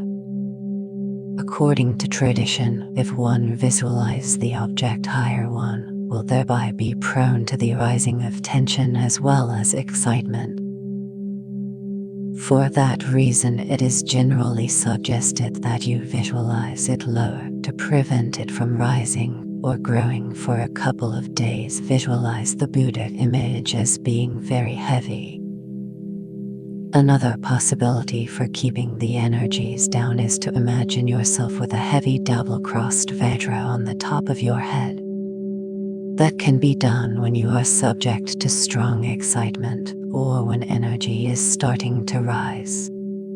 Don't do it when you are subject to laxity. Cue. How should we go about deciding which object to focus on, the Buddha image or the breath? Shall we try them both and see how they are? Should we spend all of a day on one and then try a day with the other? Check it out. You can try it that way, or maybe do a morning on one and an afternoon on the other. It's not a big deal if in the course of your practice you decide to focus on the Buddha image. It is certainly more difficult. However, if you feel that you have some chance there, it would not be a bad choice. By the time you get to the 5th, 6th, 7th, and 8th states, then it is really easy to create it and visualize it. Cue. If we have thoughts and feelings that act as interruptions, what is the correct attitude towards them during the session? Such things are included in 2 categories with which we are already familiar: scattering and excitement. This being the case, having recognized that certain thoughts or emotions have risen, simply release them and come back to the object. If you find that the straightforward process does not work, then go on to one of the reflections to sober the mind, e.g., meditation on the suffering of samsara, impermanence, and other subjects as an antidote for both excitement and scattering. The mind needs to be depressed a little bit, it needs to be pressed down. When the mind is too far down or drawn inward in terms of laxity, it needs to be uplifted. At times when feelings become a distraction, meditate on impermanence. Be they happy and pleasurable feelings or unhappy and painful feelings, recognize that they come in dependence upon a collection of causes and conditions and pass in dependence upon a collection of causes and conditions. When that is deeply understood, there is no reason to become involved in them. Cue. There are 2 different techniques of visualizing the Buddha image. One is in the space before you and the other is the self-generation as the Buddha. The question is whether divine pride applies to both or just to the latter case. It applies only in self-generation. If you are doing self-generation, first of all, you are Dorje Buddha Vajravara. Then you transform that into the Buddha Sakyamuni. This is in the case of integrating succession Guru Yoga and Samatha, where you start off by visualizing yourself as Vajradhara. If you are not integrating the succession Guru Yoga into the practice, but are simply visualizing the Buddha in the space before you, divine pride does not apply. How one performs after directing the mind to the object. The practice when either laxity or excitement arises. The definition of laxity. Laxity is defined as a mental factor which is distracted inwardly while cultivating virtue due to a diminishing of the strength of clarity. Its direct function is to obstruct clarity. Its indirect function is to obstruct the attainment of meditative quiescence. While it is a mental factor, it is not to be found among the 51 mental factors. However, you can find it implicitly either under lethargy, which is included, or under distraction, which is also included. Although you could subsume laxity under either lethargy or distraction, it is not either as they are defined. The reason for this is that both distraction and lethargy are unwholesome mental factors, whereas laxity, at least in one sense, may be wholesome in that the mental state during laxity may be benevolent. Thus, it is possible to have a wholesome mind that is, nevertheless, at the same time subject to laxity. For that reason, it cannot be included under the umbrella of either lethargy or distraction. The aspect of laxity is either some mental darkness, a little bit of gloominess in the cognitive rather than the emotional sense, or simply one of being too relaxed. Having lost its grip, it reacts inwardly. Gross laxity is a form of laxity, so it fits the preceding definition. However, gross laxity entails a lack of lucidity and lack of strength of clarity, both of these from the subject's side. In other words, the subject, the mind itself, lacks the strength of clarity and lucidity, so that the forceful apprehension of the object has been lost or has largely slacked off. Subtle laxity is a form of laxity in which you have some lucidity and some strength of clarity. Not that there is a big difference between the two, but the force of apprehension of the object is slightly slacked off. Gross and subtle laxity are spoken of as if there were only 2 degrees. But one finds in practice that there are many gradations that range from extremely gross, the first type, experienced and extremal. Why subtle laxity? Until the 7th mental state, in which you are still subject to the most subtle form of laxity. Complete freedom from laxity is reached in the 8th mental state. Lethargy is similar to laxity, but it is not the same. Lethargy is a mental factor included within one of the 6 primary mental distortions, the mental distortion variously called delusion, confusion, or bewilderment. Its function is that it obstructs the attainment of Shamatha. Lethargy and laxity are companions. Laxity leads, lethargy follows, and they both run in the same direction. After a heavy meal, we often experience a sense of heaviness of body and mind. We want to lie back and get into a horizontal position. Even the face can feel heavy. The mind feels sluggish. All of these are aspects of lethargy in meditation. The sequence of arising of these various mental factors has a definite pattern. Imagine starting with a good strength of clarity of mind, which degenerates to the point where laxity arises. Laxity follows its course, giving rise to lethargy. Lethargy follows its course, leading into sleep. It is a natural progression. The definition of excitement. Excitement is a state of mind that occurs when focusing upon a sensual object with which one is previously acquainted, and it causes the mind to be scattered outwards. The mental factor of excitement apprehends the object in the mode of craving. Its function is to obstruct Shamatha. Gross excitement arises when the mind does not remain on the object despite the fact that one has applied the antidotes to excitement. In the case of subtle excitement, the mind is not scattered away from the object, although the awareness does not remain entire, lie on the object. The awareness is divided, just as in the case of laxity. You cannot speak of excitement as having only 2 degrees. Experientially, one finds that there are many gradations between very gross and very subtle excitement, right up to the 7th mental state.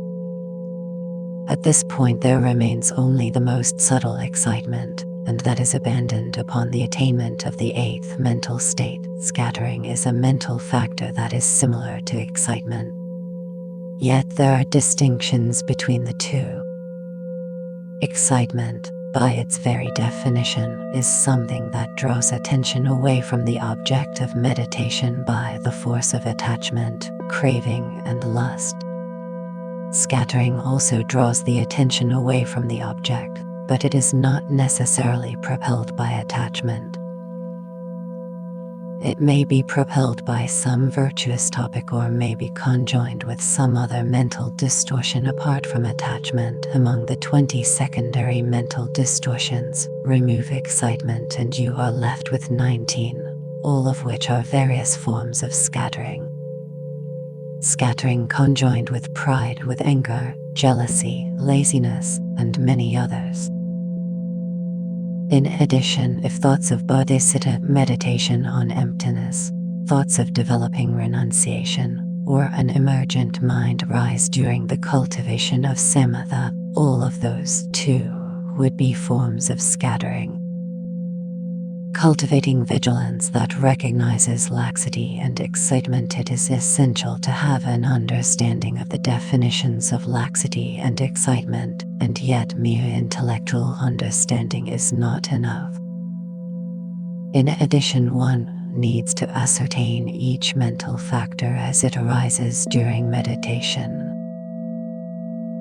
Even beyond that, it is important to acquire the more subtle capacity to recognize laxity and excitement when they are on the verge of arising. It is through the gradual cultivation of vigilance that one is able to recognize laxity and excitement, first as they arise and second when they are on the verge of arising. As the practice progresses, vigilance increases in its effectiveness until, upon the attainment of the 6th mental state, one's powers of vigilance are strong enough occasionally to recognize both mental factors on the verge of their rising. In the 7th mental state, one knows they are on the way well before they arise. It's a little like waiting for a train and knowing it is about to pull into the station before you can see it on the track. Not only can you hear it, you can also see the conductors, the porters, and the engineers move into action. The power of mindfulness is developed in the 3rd and 4th mental states and attained upon the completion of the 4th. It is during the 5th and 6th mental states that the power of vigilance is developed, and it is upon the attainment of the 6th that it is perfected. In terms of the practice, it is essential to maintain mindfulness, firmly holding on to the object at all times. The logical question is vigilance something that you also maintain constantly? The answer is an emphatic no. It is said that vigilance is something that is to be applied only intermittently. Especially at the beginning stages, you need to be very aware of how frequently and when to intrude in the meditation, watching and checking up with vigilance. You must quickly become sensitive to the general condition of the mind. When it is pretty well free of laxity and excitement, leave it alone. When it is more likely to be prone to the laxity and excitement, That is the time to bring in your guardian, vigilance. Vigilance can arise casually or intuitively as well. If the force of one's mindfulness is quite strong, vigilance easily arises on its own. Similarly, if vigilance is strong, it is easy for mindfulness to be maintained. In the Guide to the Bodhisattva's Way of Life, Santideva says that if mindfulness is strong, even when it is not manifesting, vigilance will be nearby and will easily manifest if one places a high value on the Buddha's teachings and on the instructions of one's spiritual mentor, and if one has a fear of rebirth in lower realms and also an appreciation of the excellent qualities of Bodhisattva, the path of awakening and full Buddhahood, then mindfulness is easily generated. Laxity and excitement are listed jointly as the third of the 5 faults that act as obstructions to Shamatha. The antidote for this fault is vigilance. Therefore, it is said that upon the recognition of either laxity or excitement, one should generate vigilance and apply other more indirect antidotes which will be discussed a little later. The 4th fault. Non-application. Non-application is the failure to apply the antidotes when laxity or excitement arise. In this case, the problem has arisen, you have recognized that the problem has arisen, and you respond with non-application, that is, you do not respond at all. This is a fault. The antidote to non-application, very simply, the antidote to non-application is application, or just doing something about it. What is the nature of application when one has recognized the arising of either laxity or excitement, but does nothing? The function of application is to move the awareness right back to the object, where it can pick up the continuity of mindfulness. The intention to redirect the awareness is the immediate, first stage remedy. Essentially, it says come back. If the mind obeys, it is back on track. If the mind does not come back to the object, then additional antidotes have to be applied. The definition of intention. Intention is a mental factor having the function of directing the mind and the mental factors with which it is conjoined towards a given object. It is the mover of the mind. Intention directs not only the principal consciousness itself, but all of the concomitant or simultaneously arising factors of the mind. They all occupy the same vehicle and go in the same direction, and the driver is intention. When with vigilance one suspects the presence of laxity, one must clearly distinguish between the objective and subjective strength of clarity. Refer back to the original discussion of this subject and remember that clarity of the object is not something that is likely to occur at the beginning of the practice. It will come about very gradually. However, the subjective strength of clarity of awareness is something that must be present right from the beginning.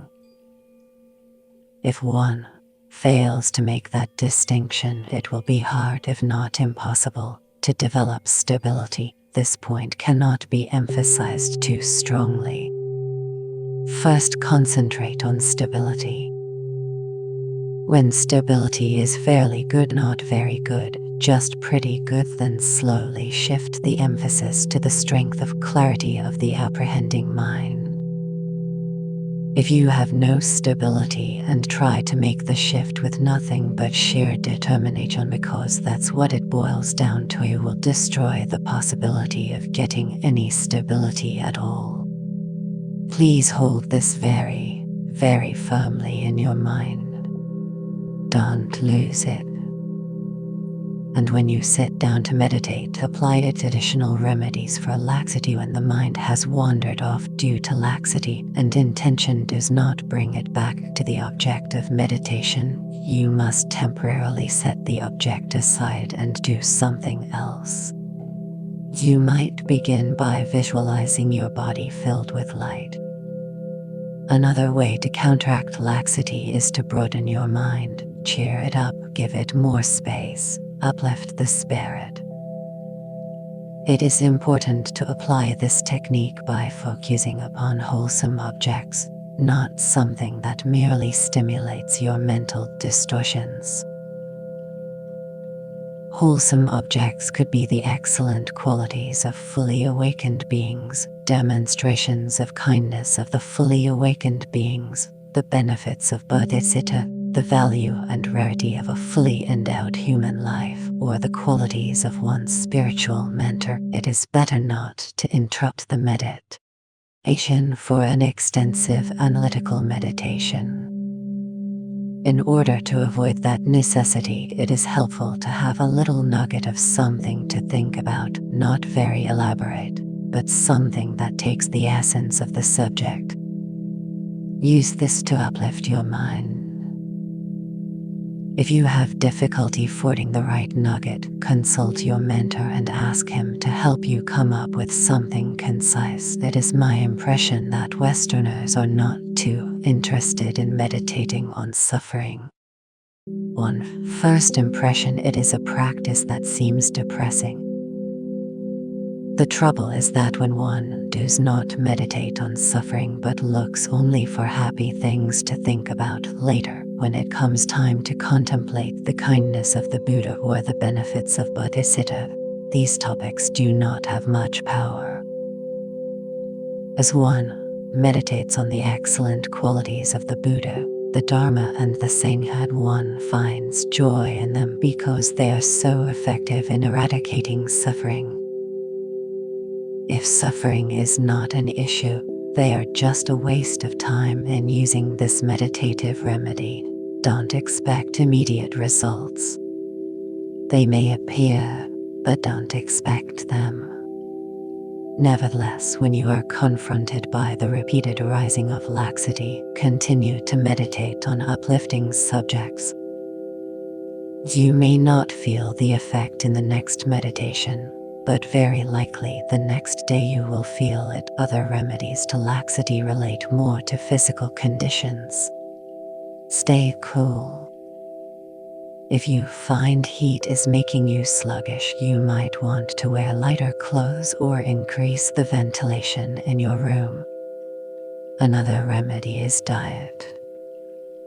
Some people find that the mind goes lax when they are eating rich foods, but it can also happen when your food is not nutritious enough. Extremes either way can cause laxity. You must check it out for yourselves. Be mindful of what you eat and watch how it affects your meditations.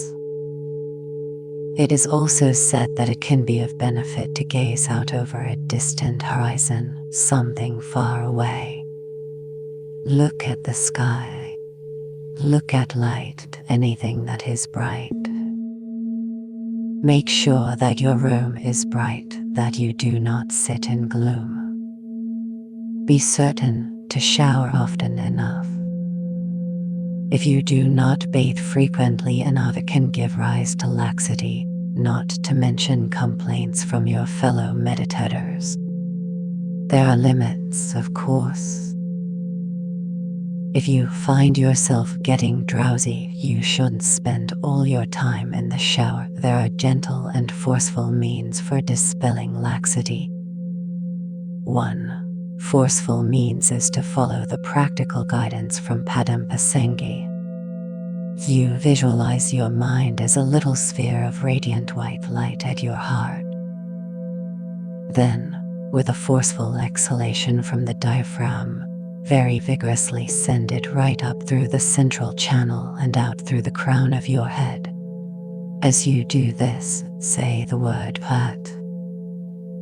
Of course, if you are meditating within earshot of other people, either say that silently to yourself or just imagine the light going up into space and merging with it. Another visualization that can dispel laxity is to imagine yourself sitting on top of a telephone pole. That should wake anybody up. But if even that doesn't work, then imagine yourself sitting on top of a telephone pole during an earthquake. Additional remedies for excitement, just as is the case with laxity, when intention does not subdue excitement. Additional remedial measures require you to leave the major object of meditation. Here too, meditative or reflective remedies can be effective. As it has been stated in the essence of the middle way by Bhagavad, the mind can be pacified or calmed in the face of excitement by directing the attention to topics such as the suffering nature of the cycle of existence, the suffering nature of the lower realms of existence, impermanence, or compassion. The purpose of all these reflective meditations is to sober the mind, to bring it down. Many events and circumstances of worldly life attract our attention. Just by watching television, we can see accounts of the slaughter of animals and fish, the savagery and killing that goes on in the animal kingdom, animals fighting each other and eating each other, and the human mistreatment of animals. The TV is a window to the extent of human suffering as well. Without even going into the street to see homeless and hungry people begging in doorways, the evening news forces us to witness the tremendous hardships and travails of famine, of war, revolts, revolutions, demonstrations, imprisonment, torture, brutality. The contemplation of these aspects of suffering combined with the cultivation of compassion for the beings experiencing that suffering will sober the mind and allow awareness to be drawn in once again. There are many different ways of meditating on impermanence that will also draw the mind inward. One of the foremost is the meditation on death of close friends and family, and your own death as one manifestation of impermanence. Another is the fourfold: the all acquisition ends in dispersion, all building ends in destruction, all meetings end in parting, all births end in death. Let us examine just one of these four. Them as all meetings end in parting. Take this meeting as an example, or a gathering of a few friends. The usual response to this kind of event is one of delight, the happiness of being together, but usually that delight is tainted with attachment.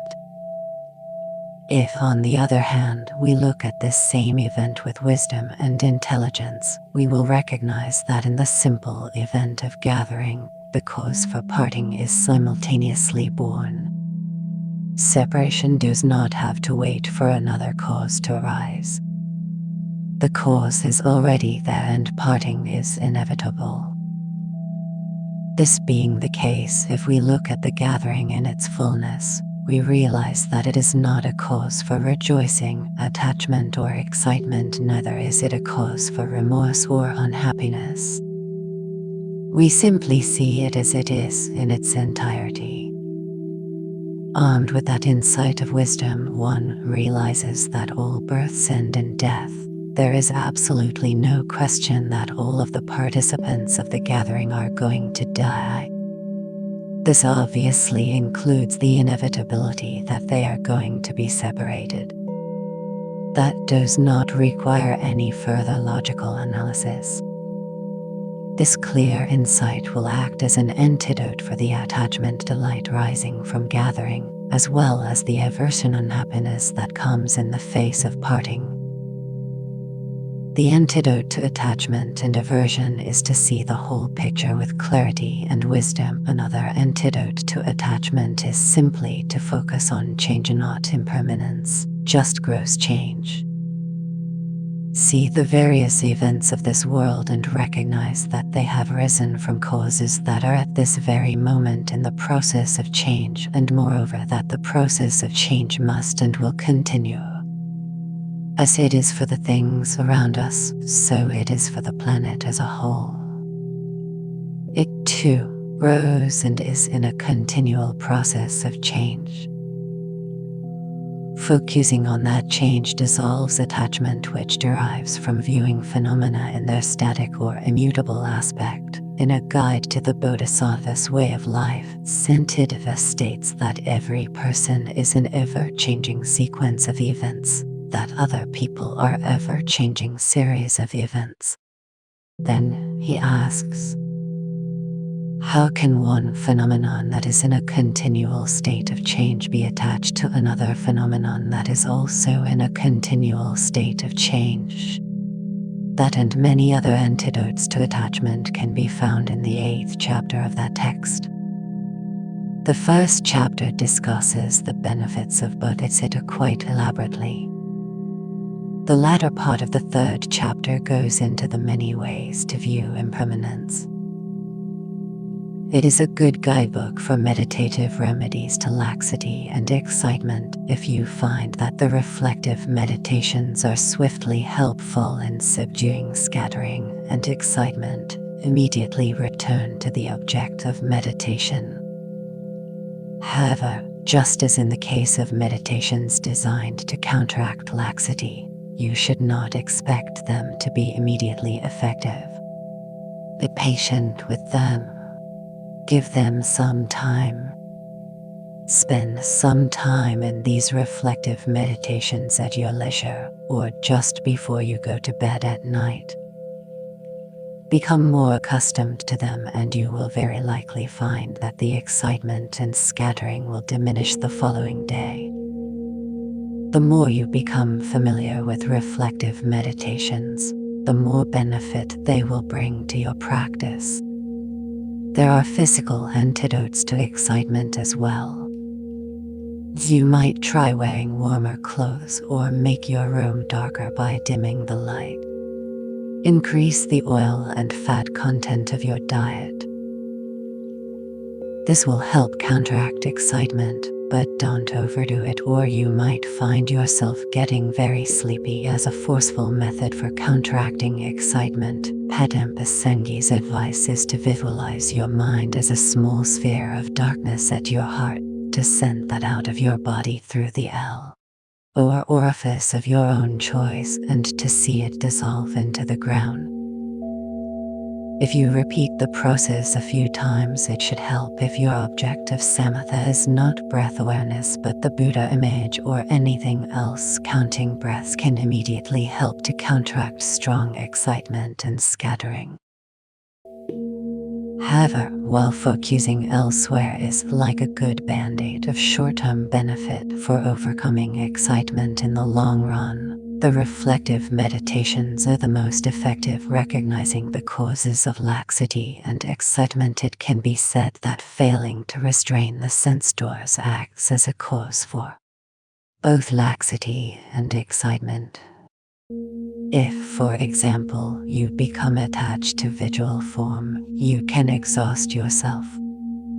Then, when it comes time to meditate, you are tired, and tiredness gives rise to laxity. If it doesn't cause exhaustion, becoming attached to a lovely visual form can give rise to attachment, and when you sit down to meditate, the mind will go out to the things to which you are attached.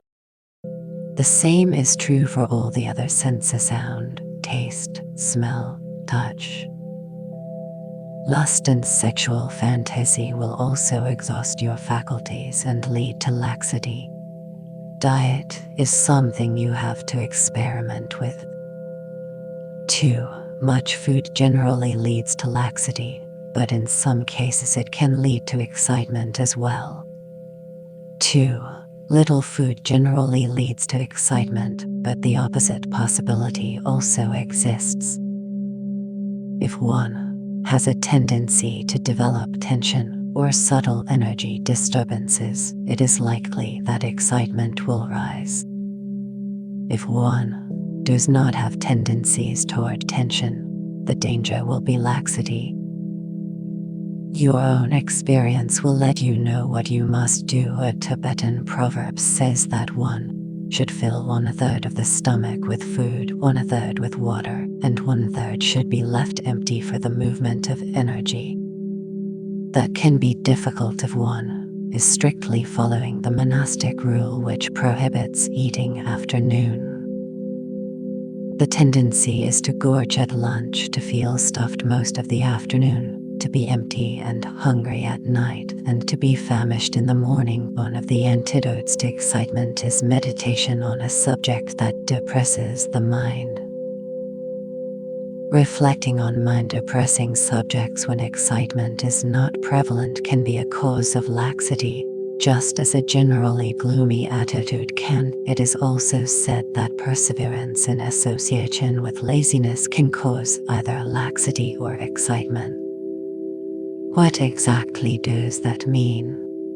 One example would be looking at your watch and saying to yourself, "Oh, in the next minute I'm supposed to start my next session.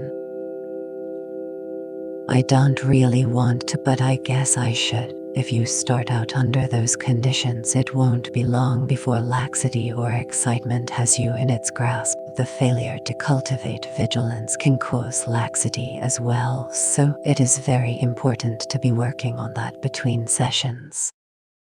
At the beginning of a long retreat, there can be a tendency to be a little depressed between sessions. So don't bear down too hard in the first weeks.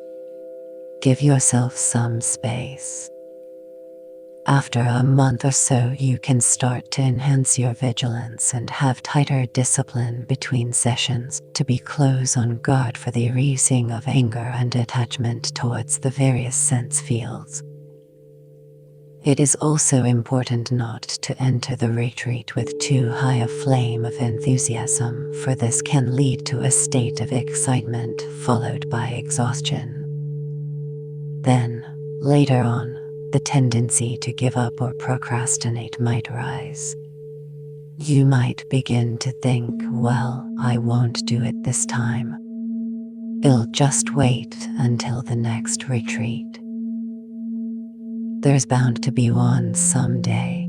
It is much more effective to extend your enthusiasm to encompass the entire duration of the retreat, whether it be 3 months, 6 months, or a year. In the West, we have so many wonderful buttons to push. We push a button and a message pops out of the fax machine, or we push a button and in 3 minutes a fully cooked dinner pops out of the microwave oven. We are accustomed to the push-button approach. We are used to getting fast results. But there is no button to push for Shamatha. If you try to find one, you are wasting your time. The attainment of Shamatha requires a very relaxed, patient attitude from the outset. Thinking in terms of continuity and a protracted practice will, in and of itself, act as an aid to realization. The experiences themselves will rise in accordance with your own ability, but that attitude will aid any ability you have for the fruition of your practice. In general, it is said that the absence of serenity and the absence of a disciplined or subdued quality of mental, verbal, and physical actions can act as a cause for excitement on the physical level. The more slowly you move your body, the greater the aid to the cultivation of stability. However, if you have been accustomed to engage in a daily routine of physical exercise and feel that cutting it off would be harmful, discontinuing the exercise itself could lead to laxity. This is something you have to check out for yourselves by means of your own experience, in terms of mental attitude, reflecting on family and relatives, or thinking about all the fun and activities you might be missing out on while you are in retreat acts as a strong cause for excitement. Intention is that faculty of awareness which moves the mind. Whether it moves the mind to obstructions or to the application of antidotes, it is intention. Vigilance is that faculty of awareness which is on guard for the arising of obstacles, both excitement and laxity. Both of these faculties must be applied with moderation and balance. An excess of intention can cause flaming enthusiasm, where he's devoting oneself exclusively to vigilance, constantly checking, analyzing, investigating, and probing will lead to excitement. Both will deter the mind from the cultivation of meditative quiescence, the fifth fold. Application when either laxity or excitement arises and has been discerned by vigilance. If you just sit there watching the process, that failure of intention to apply an antidote is non-application. In that case, non-application is a fault, and its antidote is application, when neither laxity nor excitement arises, and out of little more than habit you unnecessarily apply antidotes. The very application is in and of itself a fault. The antidote to application is equanimity, of which there are three specific types. Emotional equanimity is that intermediate emotional state which is neither pleasure nor pain. Immeasurable equanimity is the evenness of mind which occurs in the absence of hostility towards the enemy and attachment for a friend. In the context of Shamatha, equanimity in terms of application is the non-application of antidotes. It is simply not applying antidotes when antidotes need not be applied. Equanimity is not an antidote you will find yourself applying in the early stages of the practice. It does not come into play until the eighth mental state, when the power of both laxity and excitement have been exhausted, and there is no tendency for them to rise. Applying them then is a waste of time and energy which simply obstructs and intrudes into the practice. The chief period of application of equanimity, the application of non-application, is in the eighth mental state.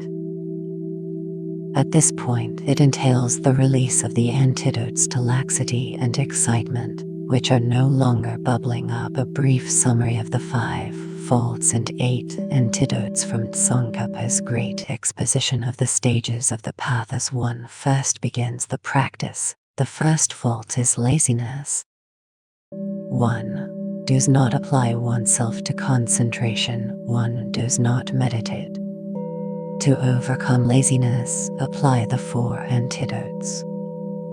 Pliancy, enthusiasm, aspiration, and faith. Once one is meditating, the fault is forgetfulness.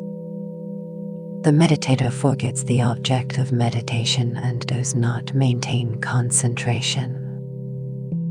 That being the case, one should apply oneself to the cultivation of mindfulness, which acts as the remedy for forgetfulness. When the mind is concentrated, the faults that arise are laxity and excitement.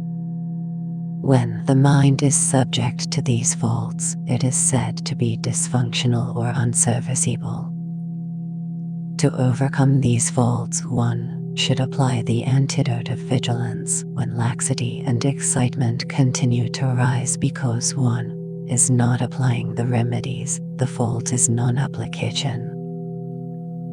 To overcome this fault, one should devote oneself to the antidote of application, which is the antidote to non-application. When one is free of laxity and excitement, the fault is application, because if one applies the antidotes when it is unnecessary, it distracts from concentration.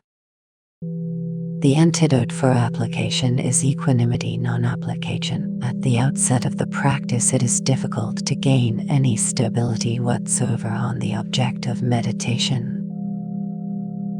At this initial level, one should give major emphasis to the cultivation of mindfulness. In the second phase of the practice, as mindfulness becomes stronger, gross scattering and excitement subside, and one is likely to become vulnerable to gross laxity. At this time, one must confront that fault with the application of vigilance. In the third phase, gross laxity subsides and is replaced by the occurrence of a more subtle level of excitement and scattering. Here again, The remedy is mindfulness, and as mindfulness increases, this allows a more subtle level of laxity to occur. Once that subtler level of laxity has subsided, then there is still a problem of effort because one has become so accustomed to applying the antidotes. It is hard to break that habit. As the antidote to that effort, one must apply equanimity. It is by this means that one attains the ninth mental stage. As one cultivates that ninth mental state with continuity, pliancy eventually rises. First it is dynamic pliancy, then it transforms into non-dynamic pliancy. It is in this sequence, and by this means that one attains meditative quiescence, questions and answers. 1. Persons suggested the possibility of choosing subtle impermanence or emptiness as an object for Shamatha. If the mind follows that route and veers off in terms of excitement, how does one recognize when subtle laxity arises, especially so since those objects have no clear boundary? First of all, regardless of one's object of meditation, it would be very, very difficult at the outset to recognize subtle laxity. It is something that one can recognize only after one has progressed well in one's meditation. It would be extremely difficult for emptiness and subtle impermanence to appear to the mind as objects. As an object for Shamatha, the image of the Buddha is many times easier. So on that basis alone, it would be more advisable to focus on the Buddha image. If one were to disregard that advice and choose either emptiness or impermanence as an object, one would have to proceed the Shamatha practice with a great deal of investigation and analysis by using reasoning to get to appear to the mind in the first place. And how would they appear? Through the generic image of either impermanence or emptiness, and even getting the general image, let alone the actual phenomenon itself, is very, very difficult. Moreover, these objects can appear in the mind only after one first of all negates something else. To have that complex process as your mode of Shamatha is a very difficult feat. For example, if one were focusing on the subtle impermanence of a specific phenomenon, then first of all, one needs to recognize that there is already the appearance of permanence of that phenomenon. Then you need to refute that, and only in that way does the actual appearance of subtle impermanence occur. In both of these cases, it is not simply directing the mind to something that appears in your mind. In the case of emptiness, one must first be concerned with the object of refutation, which is true existence. Then, refuting that, the absence of true existence appears to the mind. It is rather impractical as an object of Shamatha. On the other hand, if one were actually able to do it, it would be very potent. For example, if one were able to focus very clearly on subtle impermanence, one would realize the unsatisfactory nature of all samsara. This would have a very deep impact on the mind, and in that case it would be easy for renunciation, compassion and bodhicitta to arise. Likewise, if one were able to develop Shamatha focused on emptiness, insight would develop very easily. There would be great benefit in that. However, the actual implementation is extraordinarily difficult.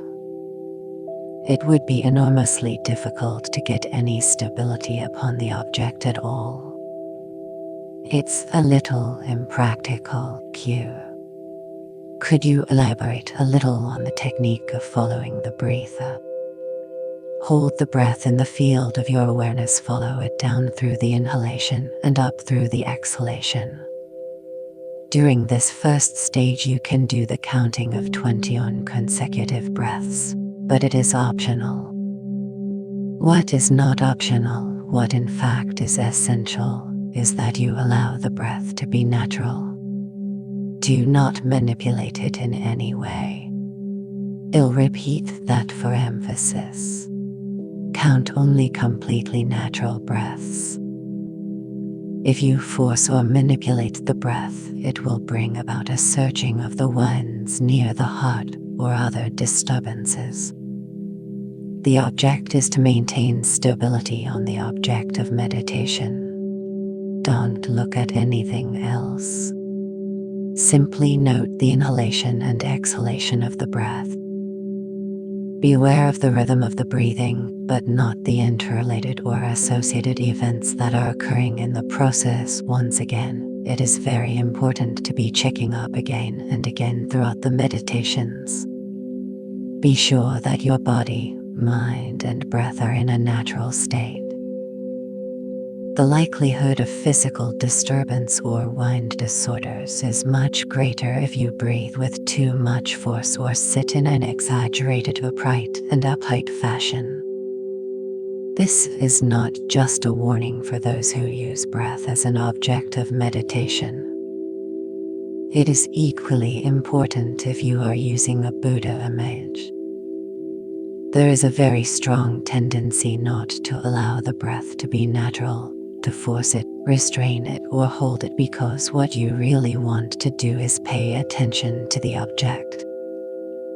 An indication that you might be doing this without realizing it is finding yourself sighing deeply after a session. Q. When following the breath with the eyes half opened, should the eyes be focused on anything? Don't focus on anything. Q.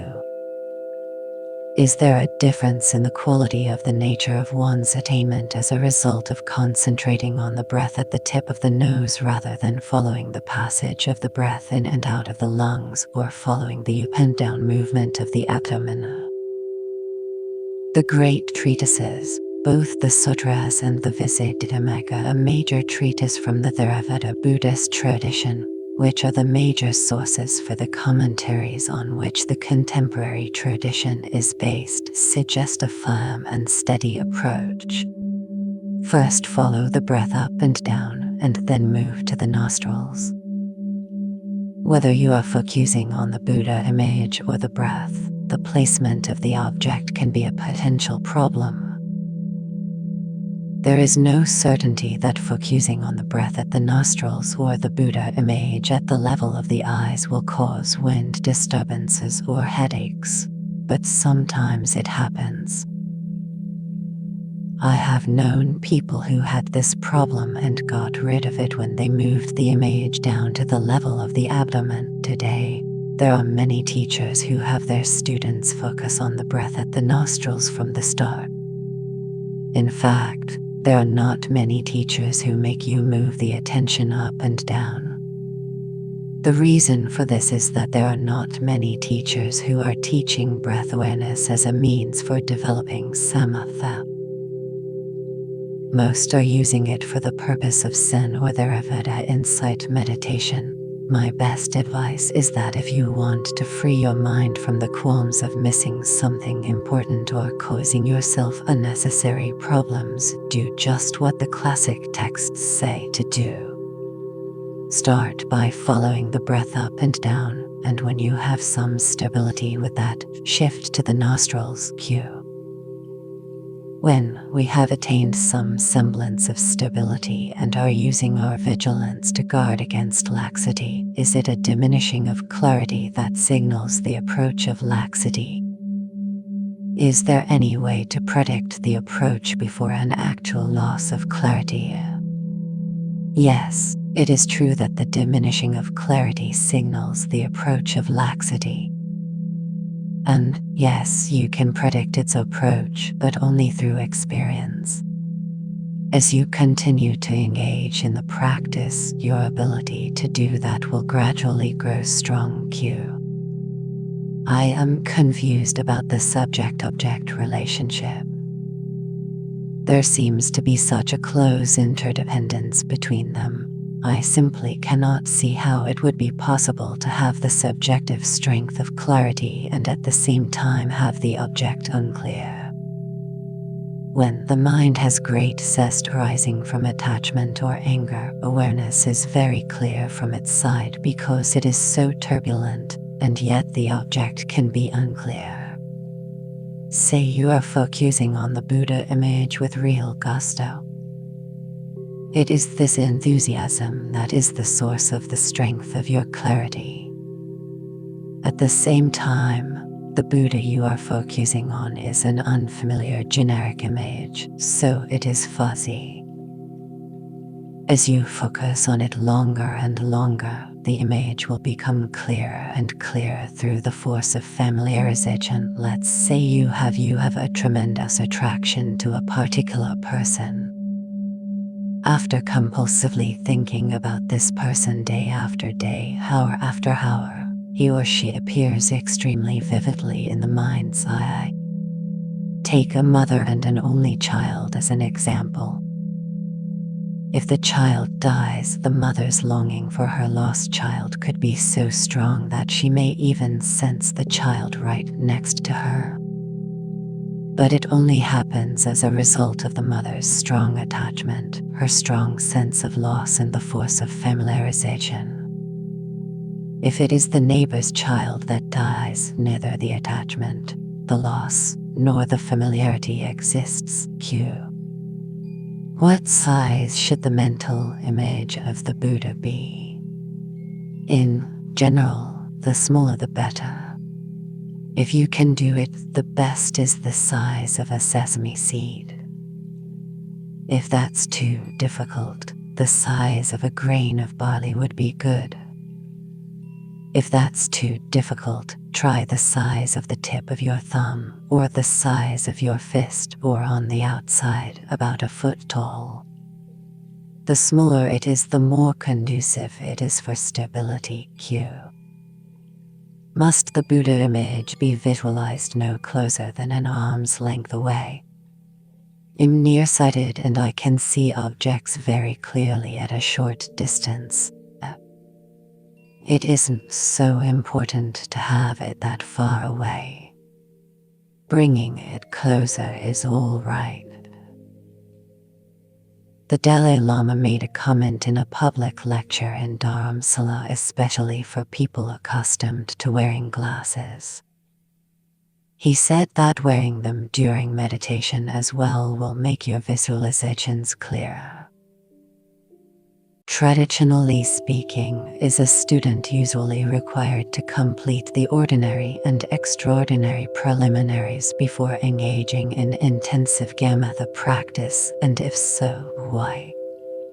If you have done them all, that's perfect.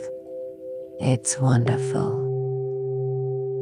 But there was no tradition in Tibet that you had to finish 100,000 of each of the 5 preliminaries before beginning Shamatha. It would be excellent to have gained a good deal of experience meditating on renunciation and bodhisattva.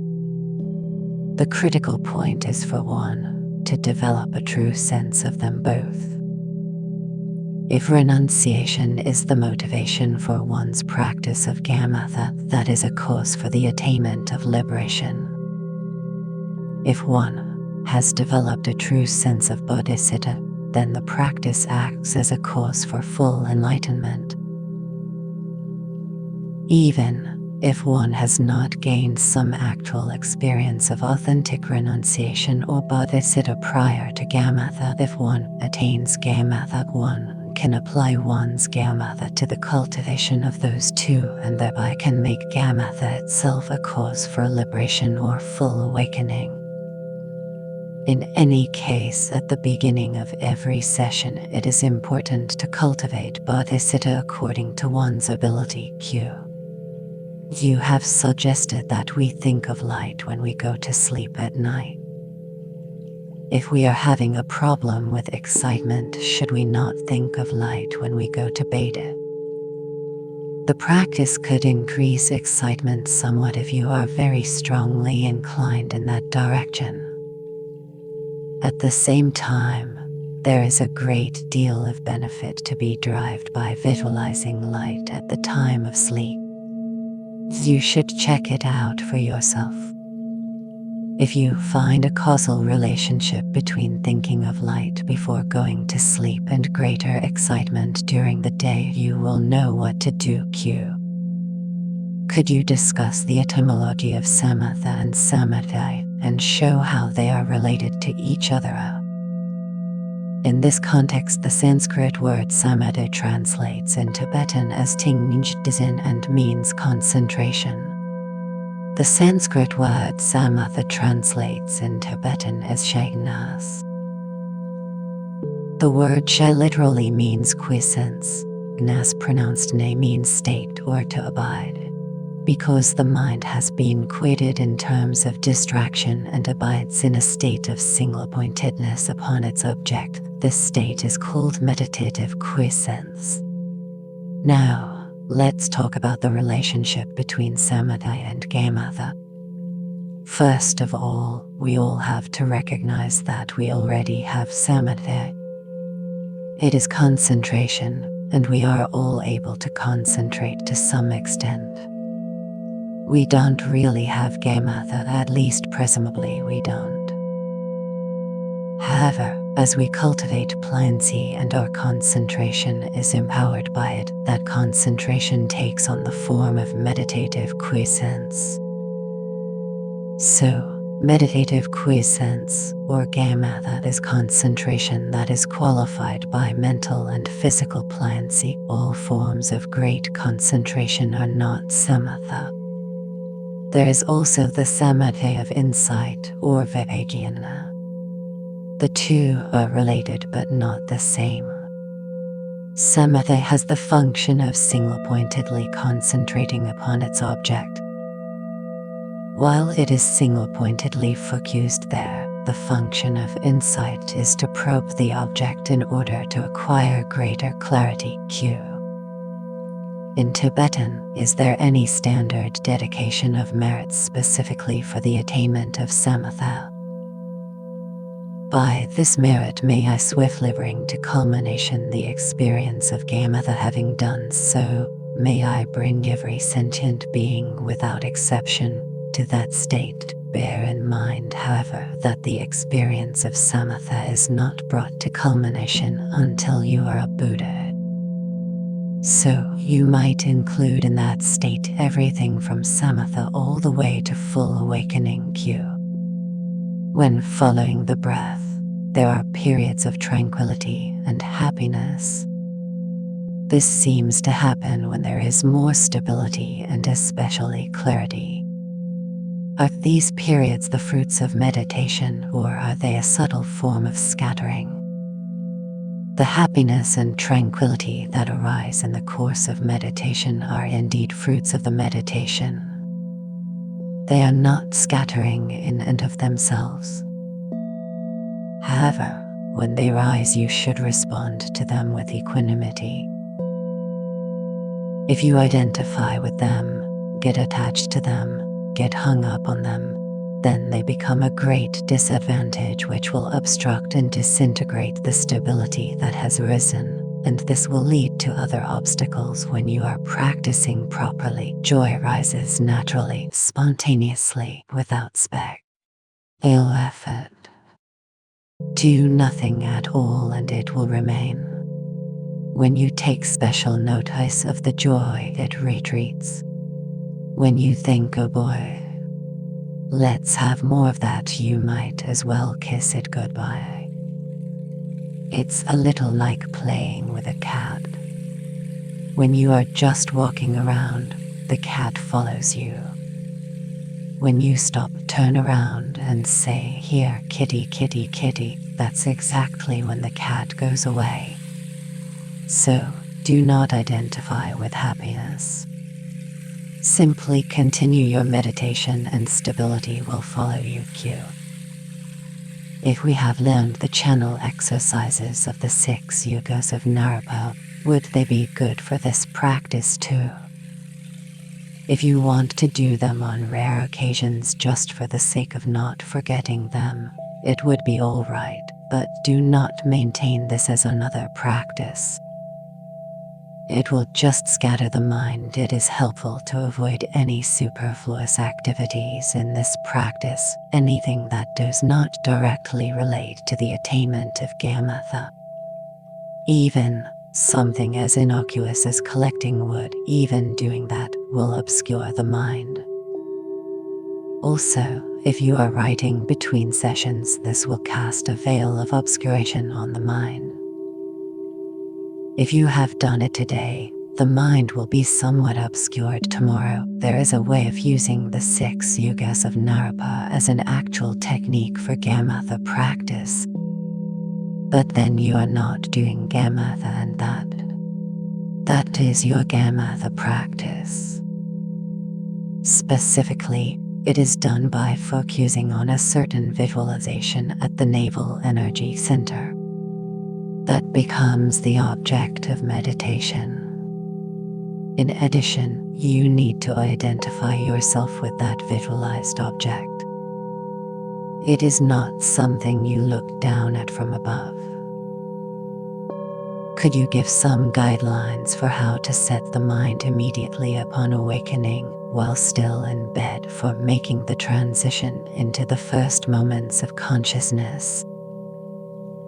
Would it be a good idea to immediately seek to establish your object, count breaths, take refuge, etc., as soon as possibly? The very first thing to do is to cultivate a proper motivation cue. When I notice that I am off the object and the mind does not immediately return to the object, I have a tendency to check my posture almost immediately, correcting it if necessary. Sometimes that seems to put the mind on track.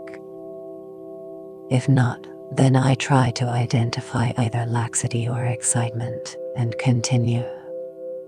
Can you comment on this? Is checking the posture okay? By and large, if your mind is off the object, it will not be due to laxity, it will be due to distraction. So, you don't need to keep worrying whether this is laxity, or do anything further. If by force of attention alone you can bring it back, great. That is more than okay, it's good, cue. My sense of hearing has become extremely sensitive. Silverware clattering and paper being crumpled seem extremely loud and harsh. Is this normal, or am I weird? This is probably fairly prevalent. It is likely that the conceptual commotion in your head is decreasing a bit, so you just have more space to hear what is coming in from the outside, and the talk is louder. It is not a result of improper practice. What is important is your response. As I mentioned before, do not identify with it or conceptually elaborate on the sound you hear as you go deeper into the practice and the mind becomes more drawn towards the object, then the tendency will be for the audio perceptions to be retracted. So, rather than hearing things more vividly, you won't be hearing things that much at all. The stages of cultivating the mental state is the 9 mental states. Placement in this first mental state, the mind is bound to the object, and yet it spends most of the time off the object because it lacks the ability to remain there with any degree of continuity. This is how the practice of Shamatha begins. The text Liberation in the Palm of Your Hands by Vibhanka says that in the first mental state it seems as if your thoughts have increased in quantity, that there is no stability in the mind at all, and that the mind is utterly congested. That, however, is simply how it seems.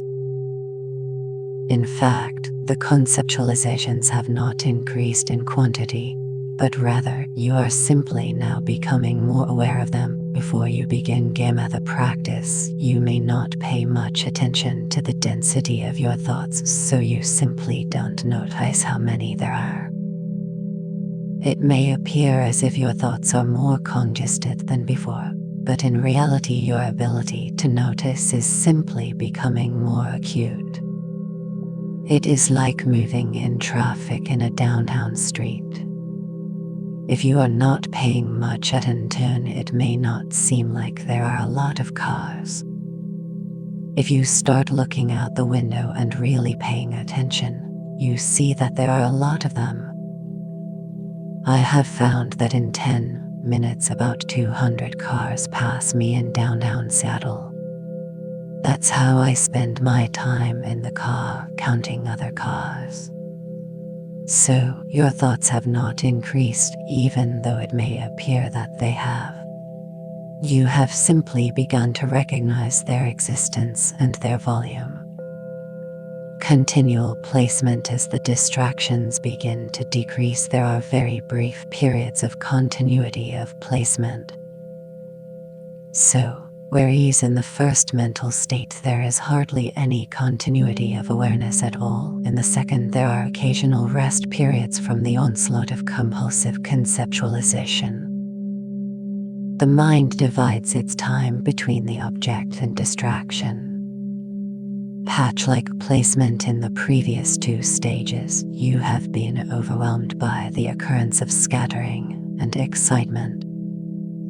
In the third stage, you have developed the ability to recognize these problems more swiftly and to bring the mind right back to the object of meditation.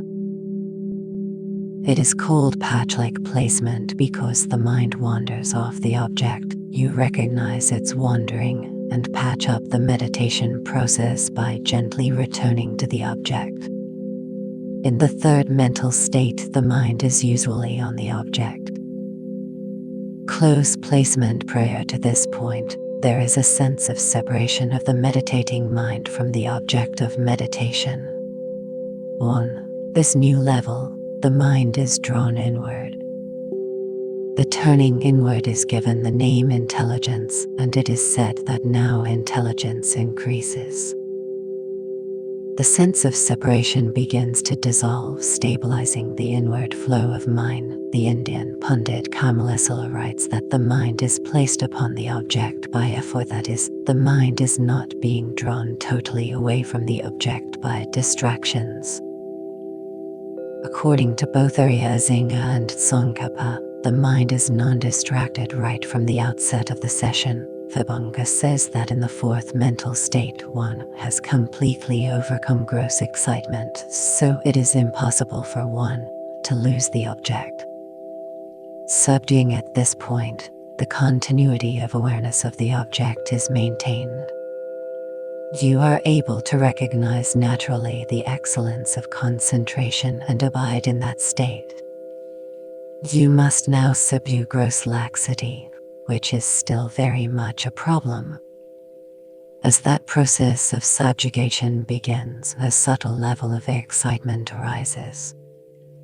Of the three levels of excitement, the grosser has been eliminated in the previous stage. This new level to which you are now susceptible is the middle level of excitement.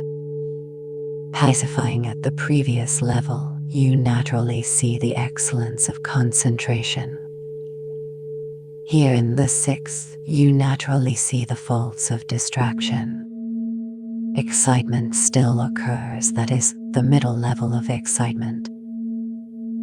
Moreover, the type of distraction that occurs is not necessarily included in the mental factor of distraction, which is one of the 20 secondary mental distortions. Recognizing the faults of distraction, you pacify any inclination to ignore laxity or excitement. Fully pacifying at this point, it is important to recognize and pacify the arising of attachment, unhappiness, etc. On the surface, the statement looks simple, but it needs some explanation. Attachment in this context is straightforward. It refers to the excitement, which is a form of attachment, and happiness is a very specific kind of unhappiness. It is a form of regret or remorse to which one is susceptible at this stage of looking back to your past actions with a fault-finding, critical mind. Skeletons that have been hiding in the closet are now likely to come out.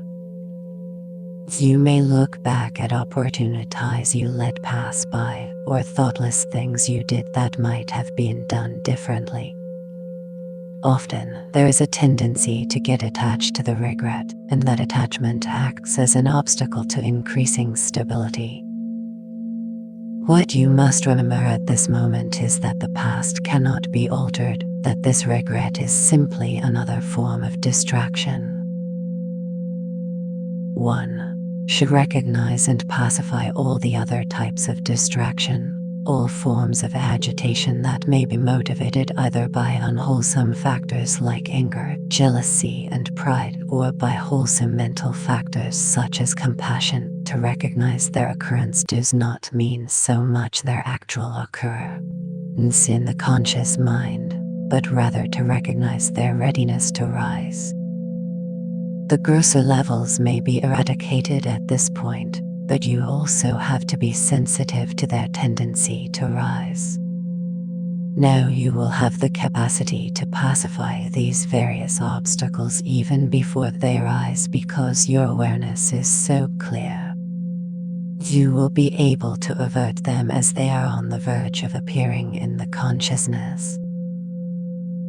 Single-pointed application.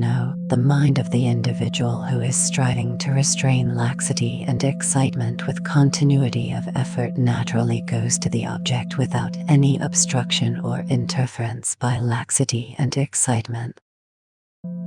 As long as the effort is there, the mind naturally goes to its object and the obstructions do not arise. It is said that the 8th and 9th mental states are similar in the sense that they are both free of laxity and excitement. In the 8th, however, it is necessary to expend effort to maintain mindfulness and vigilance. Through continued practice, the familiarization process progresses and then culminates in the attainment of the 9th mental state. Meditative equipoise. Meditative equipoise entails a level of equanimity that no longer requires the application of an antidote. The equanimity is naturally and effortlessly accomplished because you no longer have to exert yourself to cultivate mindfulness and vigilance. You simply sit down to meditate, direct the mind to the object, and from that point on it's a free ride. Summary. During the course of the movement through these mental states, from the 1st through the 7th, both laxity and excitement are going from gross to subtle to very subtle. Conversely, during that same process, the powers of mindfulness and vigilance are gradually going from weak to strong and getting stronger. Differences between the 9 mental states, 1st and 2nd. In the 1st mental state, you cannot maintain continuity of awareness. In the 2nd mental state, you can. 2nd and 3rd.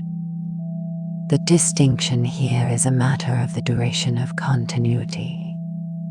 In the 2nd mental state, there is continuity, but it is still rather short in duration. In the 3rd mental state, there is a fairly good duration of continuity, 3rd and 4th. In the 3rd mental state, it is possible to completely forget the object of meditation. In the 4th mental state, you have attained the power of mindfulness. From that point forward, the object will not be forgotten. 4th and 5th. In the 4th mental state, the mind no longer loses the object, and it is easy to become complacent, thinking, "I've arrived. Nothing more to do. I'm not losing the object anymore. Fantastic. I must have submitted with this attitude. Gross laxity is bound to arise. Just to get to the 5th state, you will have to be able to handle gross laxity. Therefore, in the 5th, you should not need to be especially on guard against gross laxity. 5th and 6th. It is good to try to imagine the process.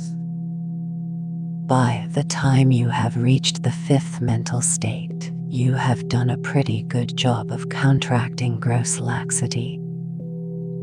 However, you have done such a good job that you are now rebounding off in the other direction, towards excitement. In this fifth level, you need to be especially on guard to apply antidotes for the medium level of excitement. In the sixth mental state, you have attained the power of vigilance. Gross laxity will no longer rise. This sixth state also acts as a direct antidote for middle-level excitement and laxity, sixth and seventh. In the sixth mental state, both subtle excitement and laxity continue to manifest, but subtle excitement is a little more predominant. When you find that you are not applying the antidotes the moment you see distraction rise, you must counter this tendency. In the seventh mental state, the level of vigilance will be so acute that you will apply antidotes immediately and no longer indulge in subtle laxity and excitement, seventh and eighth. In the seventh mental state, the most subtle levels of laxity and excitement arise. As you continue to practice, however, the seventh state itself becomes the antidote for the subtlest levels of distraction. In the eighth mental state, even though the subtlest levels of laxity and excitement no longer rise, you still have to guard against them. For that very reason, effort is still required, eighth and ninth. The eighth mental state requires effort. By the sheer force of that effort, you reach a point where you no longer need to be on guard anymore. At that time, it just happens effortlessly that you arrive at a state of equanimity, where even the application of effort throughout the meditation session is no longer required. Then you have arrived at the ninth mental state, which requires no effort at all. From this point forward, going into meditation and remaining there is as effortless as remaining asleep once you are asleep. Just as soon as you enter the meditation, it is still, totally free of friction, questions and answers. If phenomena do not abide for a single moment, what does abide mean in the term calm abiding? It means something quite different. There is no reason to confuse the terms. In the context of impermanence, the notion of abiding refers to something utterly static, something in which there is no change at all. On the other hand, when you speak of calm abiding, it is not referring to the mind or anything else being a static entity. It refers to the mind not losing its object. Remaining or abiding indicates a continuity of awareness, a continuity which is momentary. It rises moment to moment, but it is an unbroken continuum without distraction. Q is the generic image or the appearing object, a permanent phenomenon. There are different views on this. Apart from the Prasangika Madhyamaka school, all the Indian Buddhist philosophical schools, including the Vaibhasika, Sautrantika, Vijnanavada, and Svetantrika Madhyamaka, say that the generic image is permanent. Not permanent in the sense that it is forever, because we know that it is not, but they assert that while it is there, it does not exist as a momentary phenomenon. Why do these schools say that the generic image is permanent? Because it is the appearing image for conceptual awareness. To illustrate the rationale of their argument, let's say you are thinking of a tree. If the generic image of the tree were impermanent, runs this argument, then the generic image would have to be a tree. Although the Prasangika system does not assert that generic images are included in the class of non-associated, impermanent phenomena, it does maintain that they are neither form nor cognition. The basis for that statement could be related to a theory from Buddhist Tantra. Subtle energy rises in two fashions, both as the object and the subject. Moreover, there are different types of generic images, those of permanent phenomena and those of impermanent phenomena. For example, a generic image of non-composite space would be a generic image of a permanent phenomenon, and that generic image itself would be permanent. Likewise, a generic image of composite space would be a generic image of an impermanent phenomenon, like a tree, and according to the Prasangika, it would therefore also be impermanent. In tantric practice, you bring forth various visualizations which are generic images. But when one approaches the culmination of this visualization process, the generic image you are creating with your mind transforms into the real thing. For example, the deity you are imagining. Previously it was a generic image, but now it transforms into the actual deity. The actual deity is impermanent in the sense of being a composite phenomenon. So, if the generic images themselves were permanent, then it would be impossible for them to transform into something impermanent. Similarly, in the case in a practice, e.g., of earth, water, fire, air, and space as a method for cultivating Shamatha, you focus on a generic image of earth, for example. Eventually, when you reach a fairly high attainment in this practice, the generic image that you are visualizing transforms into the actual thing. That is, the object for your meditation becomes the actual earth element and not a generic image of it. Could you say a few words about using mind as an object in Shamatha meditation? If you take mind as an object, it is important to focus the mind on the very clarity of the mind without any form. You try to remain stable there, with the resolve not to let the mind veer off elsewhere. In this particular approach to the practice, when distracting thoughts rise, the response should be to focus right on them, specifically on the very nature of the clarity of the thoughts themselves and not on their content. If you focus on the content, it will carry you away. If you direct your mind towards the mind, all you end up with is clarity. It would be like space looking at space. If you are cultivating samatha in that context, you direct the mind single-pointedly upon that clarity. However, first you should seek to ascertain clarity. When the clarity of the mind as an object appears to you, then, with resolve, you simply abide in that awareness. Focus on that clarity. By doing that repeatedly, it will become clearer and clearer. Generally speaking, however, it is very difficult for the mind to appear clearly to the mind. During sessions, maintaining stability on the Buddha image is difficult. At the same time, often the Buddha image appears quite spontaneously between sessions, not with great clarity, but nevertheless it does appear even more clearly than when I'm sitting in meditation. What is happening? During sessions, the mind could be tight because you are trying a little too hard. Between sessions, the mind is more relaxed. When the mind eases up a bit, then the image comes. When that happens, when it arises on its own accord, go ahead and direct your mind to it. Please do not be impatient with regard to stability. It is cultivated only gradually.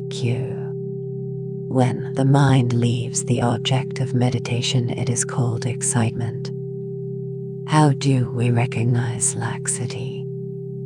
Is it the mind slipping off the object into a hazy state of vagueness? When the mind loses its object altogether, this is due to the force of gross excitement or scattering. With gross laxity, the mind has not lost its object directly, it has simply lost the clarity. Again, with subtle laxity, you have not lost the object and you still have some clarity, it just does not have the strength of clarity of the meditating mind. The function of both scattering and excitement is that the mind goes away from the object outwards. In the gross case, the object is lost completely. With laxity of either type, the object is not lost, the mind withdraws and moves inward. It fades out. The mental powers and forms of attention accomplishing the 6 mental powers. The 6 powers are designated at different stages along the path, but all 6 are generally relevant throughout the path. The power of hearing. The first power is based upon hearing the teachings on Shamatha, and it is with this power that one attains the first mental state. How does that power rise? It arises through the process of understanding the teachings. Thus, the power of hearing is based on understanding the nature, function, and benefits of concentration, as well as the manner of meditating upon the object. It develops and grows stronger through an understanding of the defining characteristics, the functions, and the sequence of the obstacles that arise in the course of meditation, as well as the defining characteristics, functions, and the sequence of antidotes for these faults. Listening to the teachings is not sufficient. The power of hearing is mastered not just when the teachings are heard, but when they are both heard and understood. The power of reflection. It is through the power of reflection that the second mental state is attained. You develop the power of reflection by accustoming yourself to the practice, engaging in it repeatedly, and returning to the object again and again by implementing the teachings that you have heard.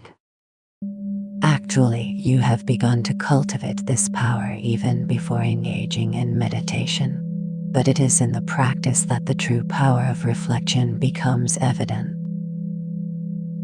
The power of mindfulness. The chief function of the power of mindfulness is to prevent the mind from wavering off the object, and it is through this power that the 3rd and 4th mental states are attained. Unquestionably, the power of mindfulness is needed in the first 2 states as well, but it is in the 3rd and 4th that it clearly manifests when the major obstacles, scattering and excitement, are causing you to forget the object. Clearly manifesting at this point, the power of mindfulness counteracts excitement and scattering and brings the mind back to the object.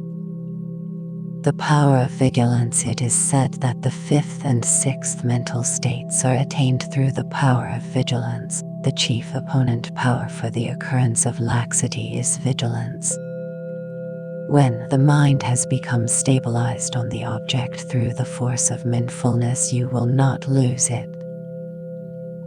And yet, while you are focused on the object, the mind has a tendency to become lax, and to counter this you need vigilance. In the 5th state, gross laxity is the greatest problem, and vigilance is laxity's most effective antidote. In the 6th state, gross laxity has begun to subside, and the middle-level excitement and laxity are likely to rise, with excitement being the greater of the 2. It is only by refining and sharpening the power of vigilance that either of these 2 faults can be defeated. The power of effort. It is said that the 7th and 8th mental states are attained by the power of effort. By the time you have reached the 6th mental state, you are endowed with the power of vigilance. However, while this power has come into its fullness, it is still possible for a subtle level of excitement and laxity to rise. This can even occur in the 7th mental state. Therefore, Having the power of vigilance does not mean that you don't need to implement it anymore. On the contrary, it means that you must apply the powers of vigilance and mindfulness you have already perfected, and those powers are implemented through the power of effort in the seventh mental state. With a developed and sensitive power of vigilance, you are able to ascertain when either laxity or excitement are on the verge of arising. With the exertion of effort, you are able to apply the antidote instantly, snuffing out the faults before they ever have the chance to manifest. It is through this process that you go on to attain the eighth mental state. The power of familiarization by the continual application of effort throughout the eighth mental state. The process of meditation is carried out with less and less expensive energy. Rather than applying a particular antidote, you simply carry on with a diminishing degree of effort, fulfilling the necessity of familiarizing yourself with the practice. Eventually, when the meditation becomes totally effortless, you have attained the ninth mental state, an exercise to test your grasp of the 6 mental powers and 9 mental states. Work through them from the last to the first.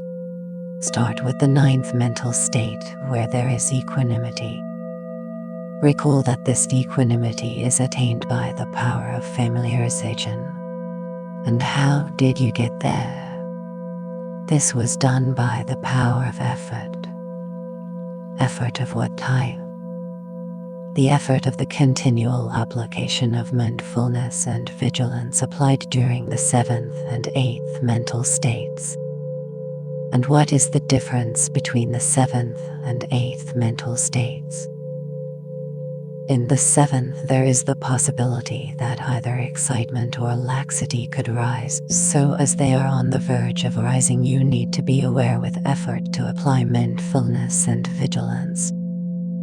Then, carry on in reverse order, all the way down to the 1st mental state. The 4 forms of attention. Forceful attention. This form of attention is the requirement of gross effort at the outset of the practice and the individual sessions. It is a forceful placement, holding, apprehension, or maintaining of the object. It is present during the 1st and 2nd mental states. Interrupted attention. The form of attention that occurs during the middle 5 mental states is called interrupted attention. From the 3rd to the 7th mental state, the mind is by and large on the object. In contrast to the forceful attention of the 1st and 2nd mental states, here the attention is only interrupted intermittently by excitement and laxity. Thus, interrupted attention is a less intense form of forceful attention. Uninterrupted attention in the 8th mental state, because the mind is no longer interrupted at all by either laxity or excitement. The form of attention in that state is called uninterrupted attention. It functions only in the 8th mental state. Spontaneous attention in the 9th mental state, no effort whatsoever is required, and for that reason the form of attention that occurs here is called spontaneous. Pliancy. The first and last antidote to pliancy is a quality you already have, something that is present as we start the practice from the very first mental state. It is the first antidote to laziness. However, in the early stages of the practice it exists in such a subtle form that it does not manifest in a recognizable way in the 9th mental state. By the process of familiarization over a long period of time, pliancy is fully manifested in a very recognizable way. In this well-developed state, it acts as an antidote to the mental and physical dysfunction that is an obstacle to the practice of meditation. As we progress through the 9 mental states, this dysfunction gradually decreases. Upon the attainment of the ninth mental state, it reaches the point at which it is on the verge of disappearing. As those forms of dysfunction have been decreasing in power, plancy has been increasing in power, and just as the dysfunction is about to disappear, plancy is about to fully manifest itself. Signs of plancy. Generally speaking, mental plancy rises first and is followed by physical plancy. The first sign of mental plancy is a spontaneous mental joy. It rises, it increases, and as it continues to grow, the presence of a new form of subtle energy indicates the rising of physical plancy. One of the first signs of physical plancy is a sensation comparable to the slight pressure you would feel if someone were to place a warm hand on your freshly shaved head. This subtle energy is unprecedented. As it courses through the body, it creates a sensation of fullness throughout the body. As the initial joy of physical plancy increases, it activates a new level of mental bliss. The mental bliss compounds the physical. They influence each other with increasing intensity. As you can see, this is getting rather potent. The plancy is very dynamic and gets stronger and stronger, building toward a peak. Eventually, this dynamic plancy tapers off, and one attains a subtle plancy that is called special plancy. At what moment is Shamatha actually attained? It is attained after the mounting of plancy has settled. First, it swells increasingly as it moves about. Then, there is a moment of tapering off, and when that occurs, Shamatha has been attained. In this context, we can draw on another etymology of the Tibetan translation of Shamatha, Chignas. There is an abiding gnas following the pacification shy of the movement of plancy. The statement that Shamatha is attained following the attainment of plancy is firmly based on the Buddha's own teachings in the Samtinomakana Sutra. In this sutra, Maitreya asks Buddha Sakyamuni what he would call the achievement of focused awareness prior to the attainment of mental and physical plancy. The Buddha replies that this is not called Shamatha, but is merely a mental factor similar to Shamatha. It is not the real thing, because, as we can see from the formulation of the question, mental and physical plancy have not yet been attained. The need of the ninth mental state as the cause for plancy is pointed out by Maitreya in his text The Examination of the Center and the Extremism. The ninth mental state, following the attainment of both physical and mental plancy, there is a form of attention, which is called Shamatha. Recognizing that there are two levels of mental and physical plancy, first the moving form and then the special form, we can pinpoint two elements that make up the criteria of having attained samatha.